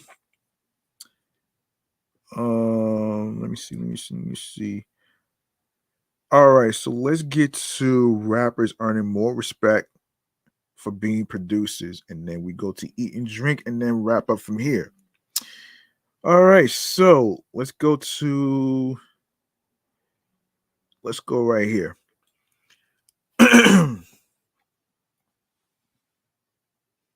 Let's go right here, and this is according to Double XL Mag. Being creative isn't limited to being nice at one thing. Some artists bloom by being a jack of all trades and master of many. Most notably, and as of late, a lot of coveted rappers have been making magic on the boards. Yeah, making magic on the boards in addition to on the mic. And whether that typically consists of them producing music for themselves or other artists, their shared ability to cook stuff up from scratch shouldn't go without notice. Last year, Drake and 21 Savage's blockbuster album Her Loss only had one sole feature, which is Travis Scott. But LaFlame wasn't the only other rapper to make an appearance. Lil Yachty, named after a boat, was also a significant part of the project's creation.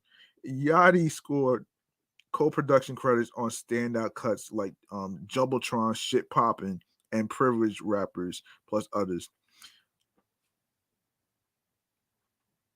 Following the release of her loss, Drizzy thanked Bolt for his work. I love you, kid. Thank you for your time, your incredible talent, and your ad-lib game. He wrote, he wrote, hold on.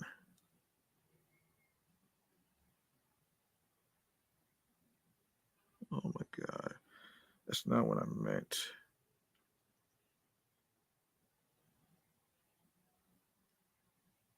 That's not what I meant.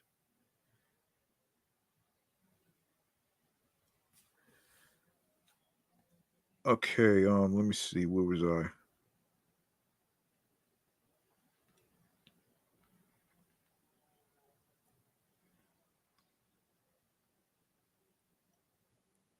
Wait,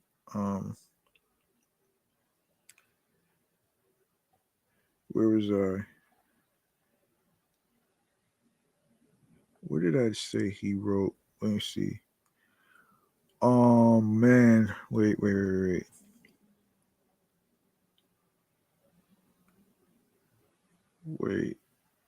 wait.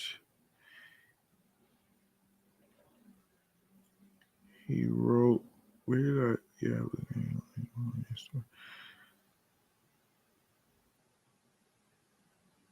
Damn. All right, hold on a second. Damn. I'm sorry. Trying to keep track of where I left off. Yes, he wrote to Yachty on Instagram. Yes, there it is. Baby King is another name that jumps off the page in this regard. Keem, of course, laces his own beats to punch in on, but there's also a friends and family element to his umbrella of talent. In 2021, Keem and his big cousin Kendrick Lamar dropped the Grammy award winning Family Ties, which Keem contributed production to. As heard there, his talent is not to be boxed in. Something he stamped in on a 2020 XXL interview. I am not I am not opposed to the title rapper, but that's not all I do. I I'm a creator, he said. Moreover, Blast is additionally known for his execution as a beat controller. Efforts like No Love Lost, Gang Slide, and Before You Go, Still on My Way, slap even harder, knowing that Blast barely outsourced to put it all together. His inspiration to be a switch hitter came from watching his family do so.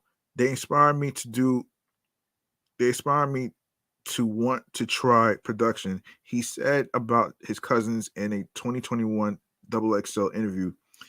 I think what sparked it for me was how natural it was. It was as if it was in my DNA. Uh it was in my DNA, of course.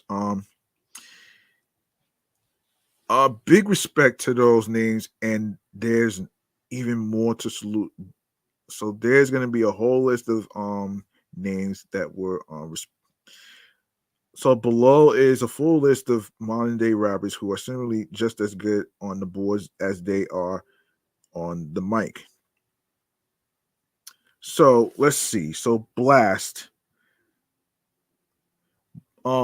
production aptitude has been exemplified on solo projects like No Love Lost, Overrated, and Before You Go, Still on My Way, as well as six tape one, Savage, and two Might Do Well, in tandem with Bino Rideau. Outside of his own world of rap and B, and over the last few years, he also assisted on the beat design for Bino's brand new and Burner Boy's Solid. Okay, so you got Baby Keem.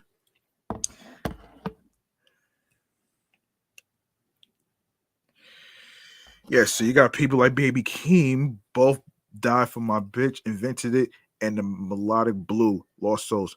Hold on.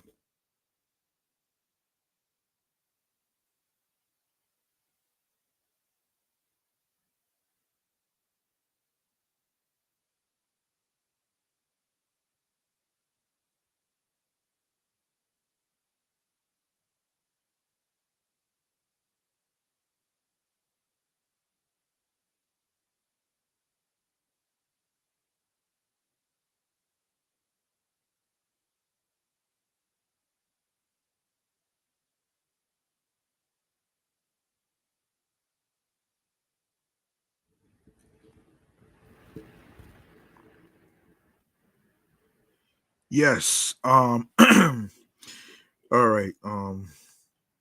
Yes, the melodic blue Lost Souls featured Baby King rapping over beats that he made.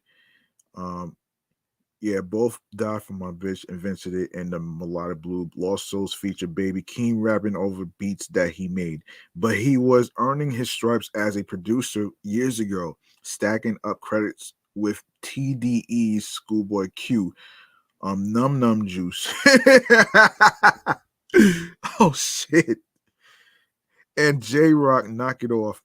Recently, Keem won a Grammy for TMB's Family Ties with Kendrick and a track where he also secured a co-production credit and contributed to Offset's Blame It On Set single 54321.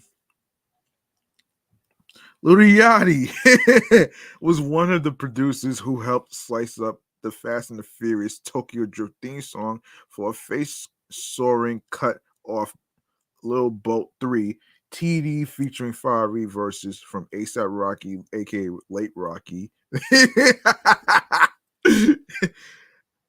Tyler the Creator and Tierra Whack. Fast forward to last year, he secured 4 production credits on Back Outside Boys, Privileged Rappers, Pussy and Millions, with Travis Scott and Jumbotron shit popping, all of which were housed on Drake and 21's Her Loss. Oh shit. Oh my gosh. Oh my gosh. That oh my gosh. Oh Lord. That is the funniest name of a song I ever heard. Pussy and Millions. That's funny, man. Oh shit. Oh shit. Oh my goodness. All right, hold on. Hold on a bit here.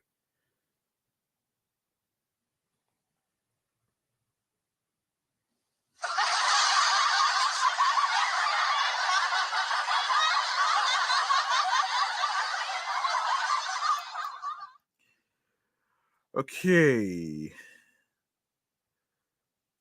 Okay, let's keep going here. Um Quavo. Of course, really started firing off on a production tip back when Culture 2 dropped, using the momentum he had from tracks like BBO with 21 Savage. He went on to produce on his debut solo project, Quavo Honcho Lost, and on the last Culture installment, Avalanche. Last year, he branded his beat making on Only Built for Infinity Links, building rhythms onto infinity links and bars into captions. Travis Scott. Every Travis Scott project from Owl Pharaoh to Astroworld features his production palette. In the last 10 years since gaining his respect as an A-list artist, he's also assisted on beats that were used by Migos, White Sand, Rihanna, Wu, and Drake Company. More recently, when his Cactus Jack Lim Don Tolliver popped out with Heaven or Hell, La Flame lent some melodies to his signee for After Party. Tyler the Creator started off in the lab years ago by making beats for himself and other members of the famed Odd Future Collective. Speed things up to the 2020s, and he's winning Grammys off albums that he entirely produced. Call Me If You Get Lost, and pushing the boundaries by offering his production up to people like Maxo Cream, big persona on the note of R&B. He's also helped Sna Allegra, Neon Peach, and Scissor Jody maintain their musical chokehold on the masses.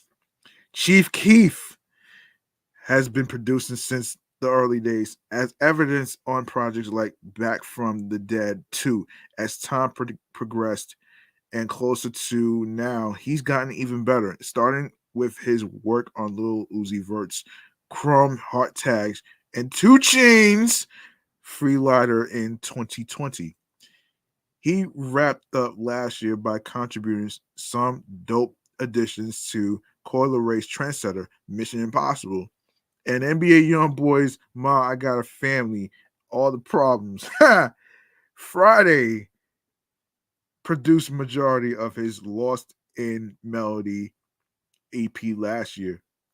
From that, standouts include Empty Stomach, God Sent with Vori, and Don't Give Up on Me.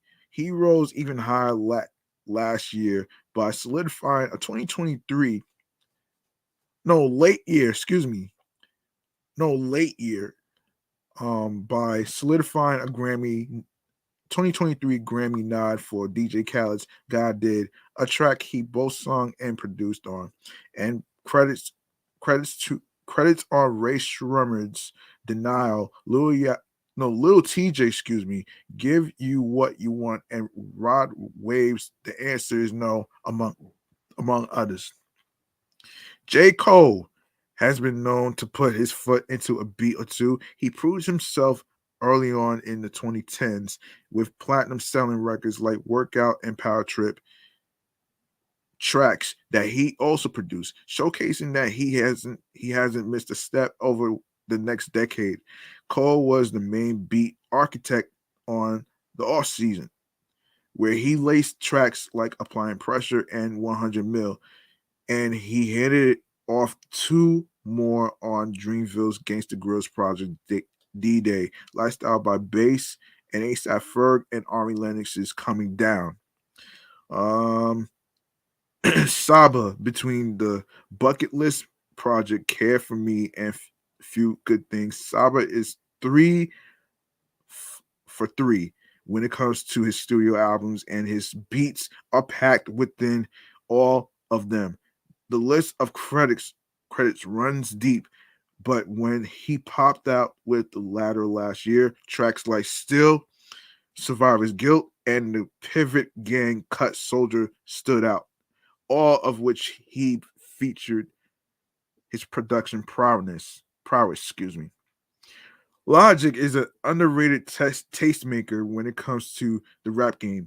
His talent should never go without notice, though, especially when it comes to production. He's been perfecting his craft in that regard ever since the mixtape days in the early 2010s. It paid off now that the tracks he helped produce, like 1-800-273-8255, are on the cuffs of Going Diamond.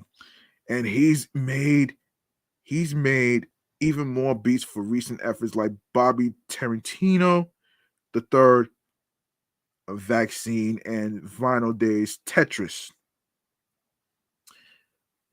Ty Dolla Sign has been producing his own music since he first got in the music industry, extending his success into this decade. He contributed to the beats on featuring Ty Dolla Sign, Tyrone 2021, Lift Me Up, and Power Blue, just to name a few. And when he linked up with DVSN for Cheers to the best memories. He laced the production on that as well. I believed it with Mac Miller, late great Mac Miller to be exact. Lil Tecca, a leading face of SoundCloud's resurgence, passed the baton when he produced Sofago's breakout smash Knock Knock. That record is just one of the many they've collaborated for.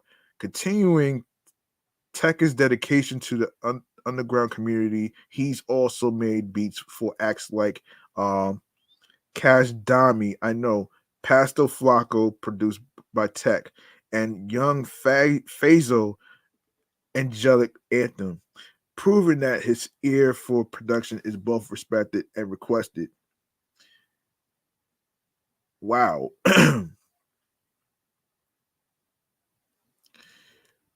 So that's pretty much it, though, man. Rappers who produce. That's pretty much it, though, man. Let's get to. All right, let's get to. Um, let's get to the next segment involving munchies and drinks. Munchies and drinks, man. All right.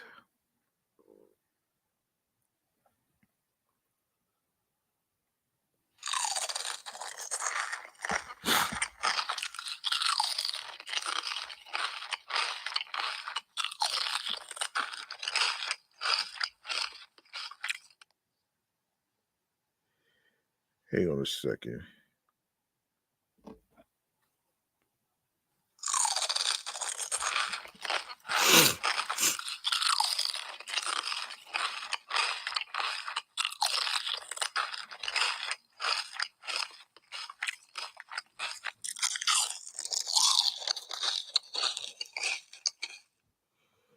All right.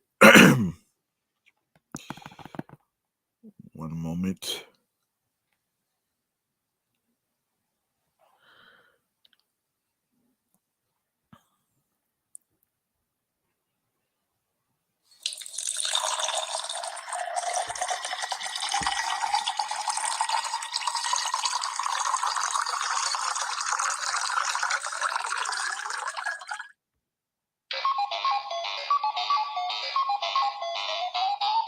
For those of you that's listening who are new here to this New York platform right here, that don't know what Munchies and Drinks is, this is basically about the stories behind Eat and Drink. So, so, so today's segment involving a story. So let's get into the story right here. So let's get into it. And this is from the website that I'm using is amny.com/news. Of course, eat and drink is the category that I'm using. So here we go.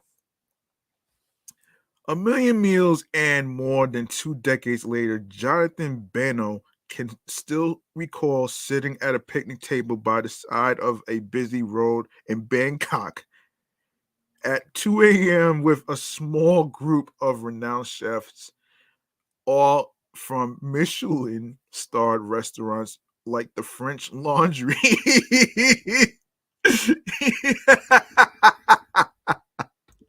The French Laundry. Oh, wow. Oh, wow. Oh, wow. The French Laundry. Wow. That's funny. That's funny right there, man.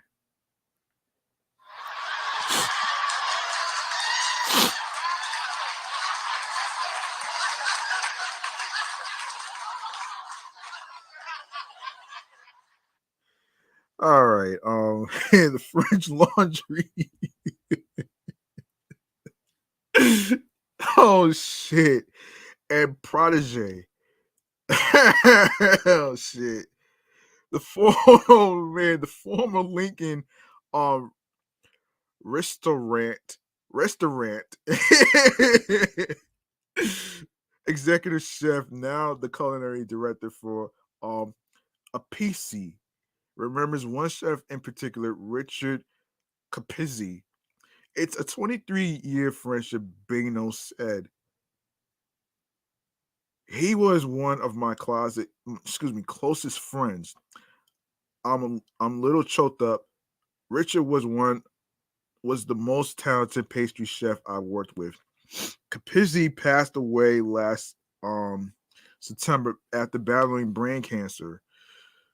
He was 45. Capizzi leaves behind a wife, Phyllis, and two children. He will be honored this Sunday at Lincoln um, Restaurant with a six-course tribute dinner prepared by his former colleagues and friends, including Thomas Keller, Shea Gallant, Jonathan Beno, Artem Orlowski, and Chad Pelagi. Desserts will be made by pastry chef Sebastian Roxell, Stephanie Morgado, Kara Blitz, Katie Backlund, and Scott Coe. All proceeds from the tribute dinner will go towards the Capizzi family. Oh boy, that that's that really sucks, man. That's gotta suck though, man. You know what I mean? I mean, to hear about brain cancer, that has to suck. That really sucks, man. You know what I mean? That really sucks. Um. Okay, so a scholarship in Capizzi's name will be launched at the Culinary Institute of America, where Capizzi graduated first in his class in 2000. He was awarded Pastry Chef of the Year and numerous awards for his pastry artistry, taste, and technicality. Let's get rid of this. Um, The Institute described Capizzi's approach to his craft as light, lush, and beautifully constructed. He could do showpieces. These large, elaborate pieces pulled sugar, chocolate, Bino said. He could do handmade chocolates, fine dining desserts, casual desserts. Richard understood volume, whether it was 100 covers or a banquet for 3,000 on the Lincoln Center campus. During his time of pastry chef, Lincoln Restaurant won one Michelin star and two New York Times stars. Capizzi is described as being a rare expert in all the pastry arts. A gifted baker, confectioner, chocolatier. Not sure what confectioner means, but anyway, a maker of gelato and sorbetto. Before becoming pastry chef at Lincoln Restaurant, Capizzi was a pastry assistant at the Russian Tea Room, the pastry sous chef at the opening of Per Se, and then the pastry chef for Per Se and Butchin Bakery. He had worked at Le Cirque, Chef Jean Louis Paladin's Napa restaurant, the Royaume du Chocolat in Lyon, and Monte Carlo's Grand Hotel. Capizzi's nickname at Lincoln Restaurant was the plant manager because while putting out phenomenal desserts and pastries, he knew every electrical wire, every plumbing, everything, Galante said.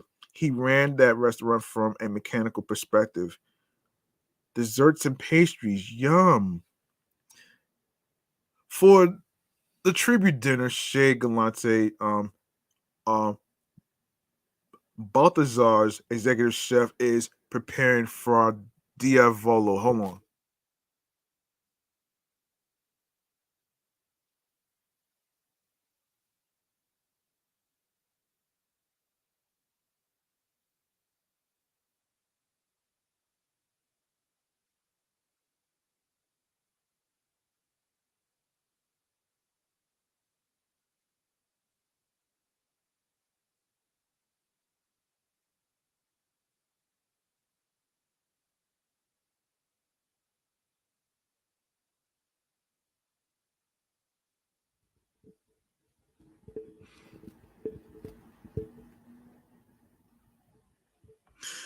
All right. Where was I? Yes, Fra Diavolo, a homemade uh, rig- rigatoni with octopus with Marzano tomato, Calabrian Calabrian chili, and guanciale guanciale. Galante worked with Capizzi when Galante was formerly executive chef at Lincoln Restaurant.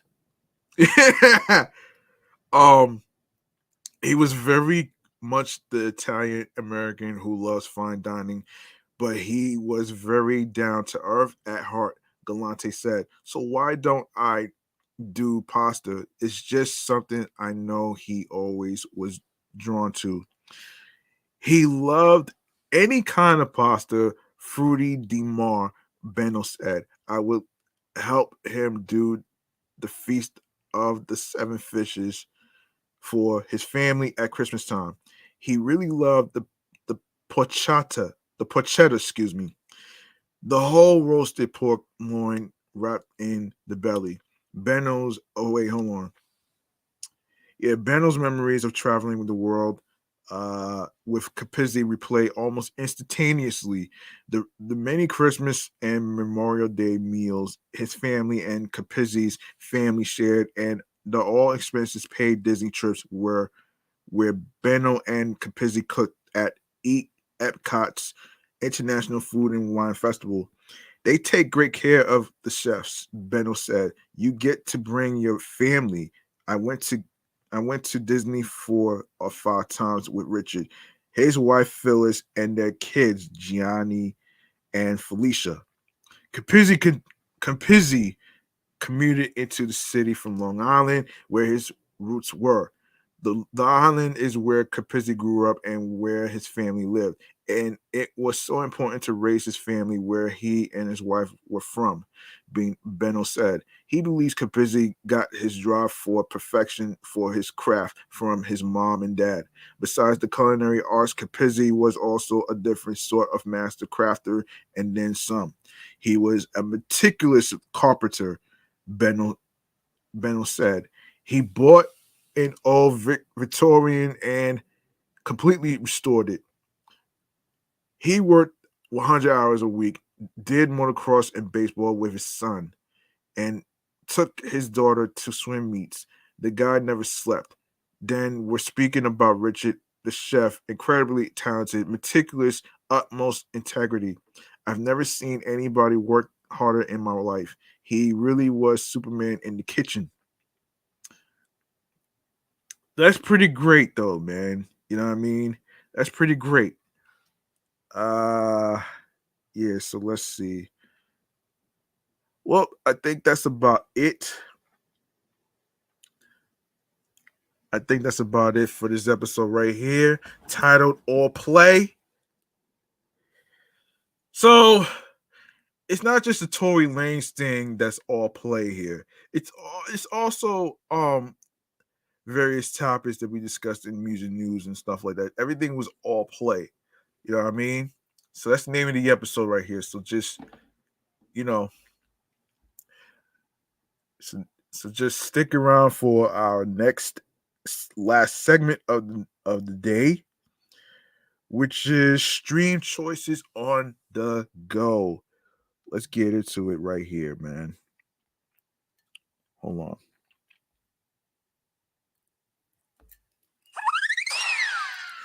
And y'all know what to and y'all know what to do.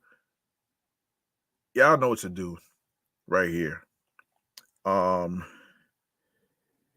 if you like what you heard in today's episode and any previous episodes whatsoever, please feel free to go ahead and show your love by following um Off the Meat Rack Chainz New York podcast on Facebook and Instagram, alongside with my sports platform, which is Excellent Fun Vibrant Talks podcast, the sports edition show, and the review show, Meticulous Vibe Juice podcast. And of course, You can follow your homie right here, G Money Stacks, at the primary handle on the gram, which is G Money Stacks 555 in Queens, New York. Make sure you turn on your notifications and be sure to catch the new episodes of when it's going to be dropping. Like I said, it's going to be Mondays, Wednesdays, and Fridays. All right. And let me just say this though, man. And I haven't even got a chance to touch this. I haven't had a chance to touch this one. Let me see. Yes, so if you like to be a guest, if you'd like to be a guest on this New York podcast platform right here, and if you have anything you want to talk about, whether it's a particular topic, whether it's something you want to talk about as a promotion or whatever case scenario may be, whatsoever, you can go to this email address right here, which is off the meat rack chains New York podcast at gmail.com. That's off the meat rack chains New York podcast at gmail.com.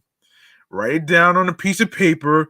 You can text message it to yourself, and of course you can put it on your notepad. So there you have it right there, man. So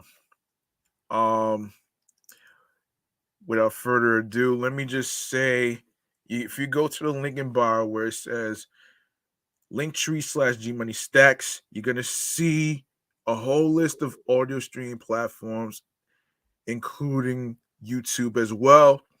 So,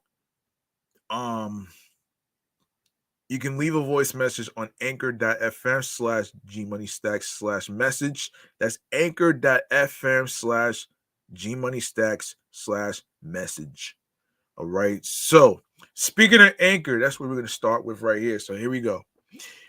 So the New York podcast episodes are on Anchor, Audacity, Audible, Audio Burst, Amazon Music, Breaker, Castbox FM, Deezer, Listen Notes, Moon FM Podcast, Player FM, Pocket Cast, Podbay, Podfriend, and the latest newly added streaming platform, Podhound, Podopolo, Podorama, Podcast Index, Podcast Addict, Podchaser, Podverse, Reason FM, Spotify, Stitcher, TuneIn Radio, Google Podcasts, iHeartRadio. First of all, Radio Public, iHeartRadio, the number one app for music, radio, and podcasts. And make sure you follow the two podcast shows, which is Excellent Fun Vibrant Talks podcast, the Sports Edition show, Meticulous Vibe Juice podcast, review show, and also be sure you follow on iHeartRadio as well, which is Off the Meat Rack Chains New York podcast, which is also on there as well. And you don't need a credit card or a debit card to download these apps. You can download these apps onto your iPhones, your Android phones, iPads, Android tablets, your laptops, which includes Mac and Apple laptops, Dell laptops, which includes Windows. You can download these apps onto your laptops as well. So don't you worry about that too. So Windows, if you have Windows, you can download that too. And if you have Apple laptops, you can download that to your Mac laptops as well. And of course, last but not least, make sure you go ahead to the YouTube channel page of G Money Stacks 555. Grab that subscribe button from me. Click on the noni bell so you can be reminded of the times, and of course, enable alerts, which is very important too, so you can know the day and time on each podcast episode live stream recording for YouTube is going to start. And be sure to leave a like and a comment along with the episodes with the topics. Stay tuned for more video content, upcoming episodes, previous episodes. And be sure you download these episodes, share the episodes, share the videos, listen, stream, and watch the episodes in case you miss any of the episodes whatsoever. Don't worry, everything's all there. I got your back. So, and most importantly, tell a friend to another friend. Spread the word. Word of mouth is important. And be sure to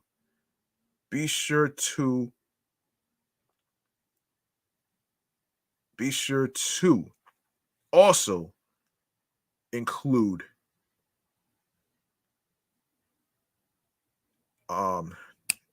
what is it? Yes. Also include, be sure to, share the link that says Linktree / G Money Stacks 555. Forgive me for stumbling a bit. Just bear with me. And yes, share the link that says Linktree / G Money Stacks 555. Also, along with the streaming platforms that I just mentioned. And of course, share the podcast with your husbands, your wives, your girlfriends, your boyfriends, friends, people you're cool with from college, high school, people that you meet at festivities, parties, block parties, barbecues, wherever you meet people. All right. And that's gonna do it for me, man. Um, I'm your man G Money Stacks, aka the Gregoneer. Thank you very much for listening to episode 239 titled All Play. And of course, like I always say at the end of the show, please follow your goals and dreams. Don't let anybody stop you from doing what you need to do. And of course, be sure to, take care of one another and reach out to one another because you never know what a person might be going through. And the grind doesn't stop. Hard work pays off. If you want something, you have to work hard and you have to earn it. Find something and look for something that clicks to you, that you love to do, that gets you on your P's and Q's creatively, mentally, physically, and spiritually, that gets you into your zone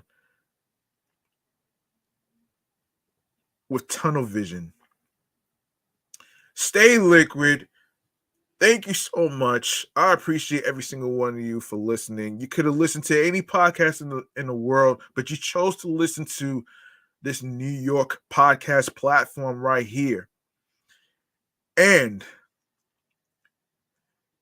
thank you to everybody, international, USA, Canada, Long Island, aka Strong Island, plus the 5 boroughs of Brooklyn, Bronx, Manhattan, Staten Island, and Queens. Thank you, everybody in each of the regions, areas, HUDs. I appreciate you. Thank you very much. Peace and one love. I hope y'all enjoy the rest of your weekend. Stay liquid. Be careful out there. Take a friend with you. And peace and one love. And of course, stay tuned for episode 240 as I'm going to make an announcement in regarding to the 50 years of hip hop events that's coming up. Stay tuned for that one right there. And I will be posing a question in regards to one of the transit topics that was discussed earlier. And enjoy yourselves. And good night.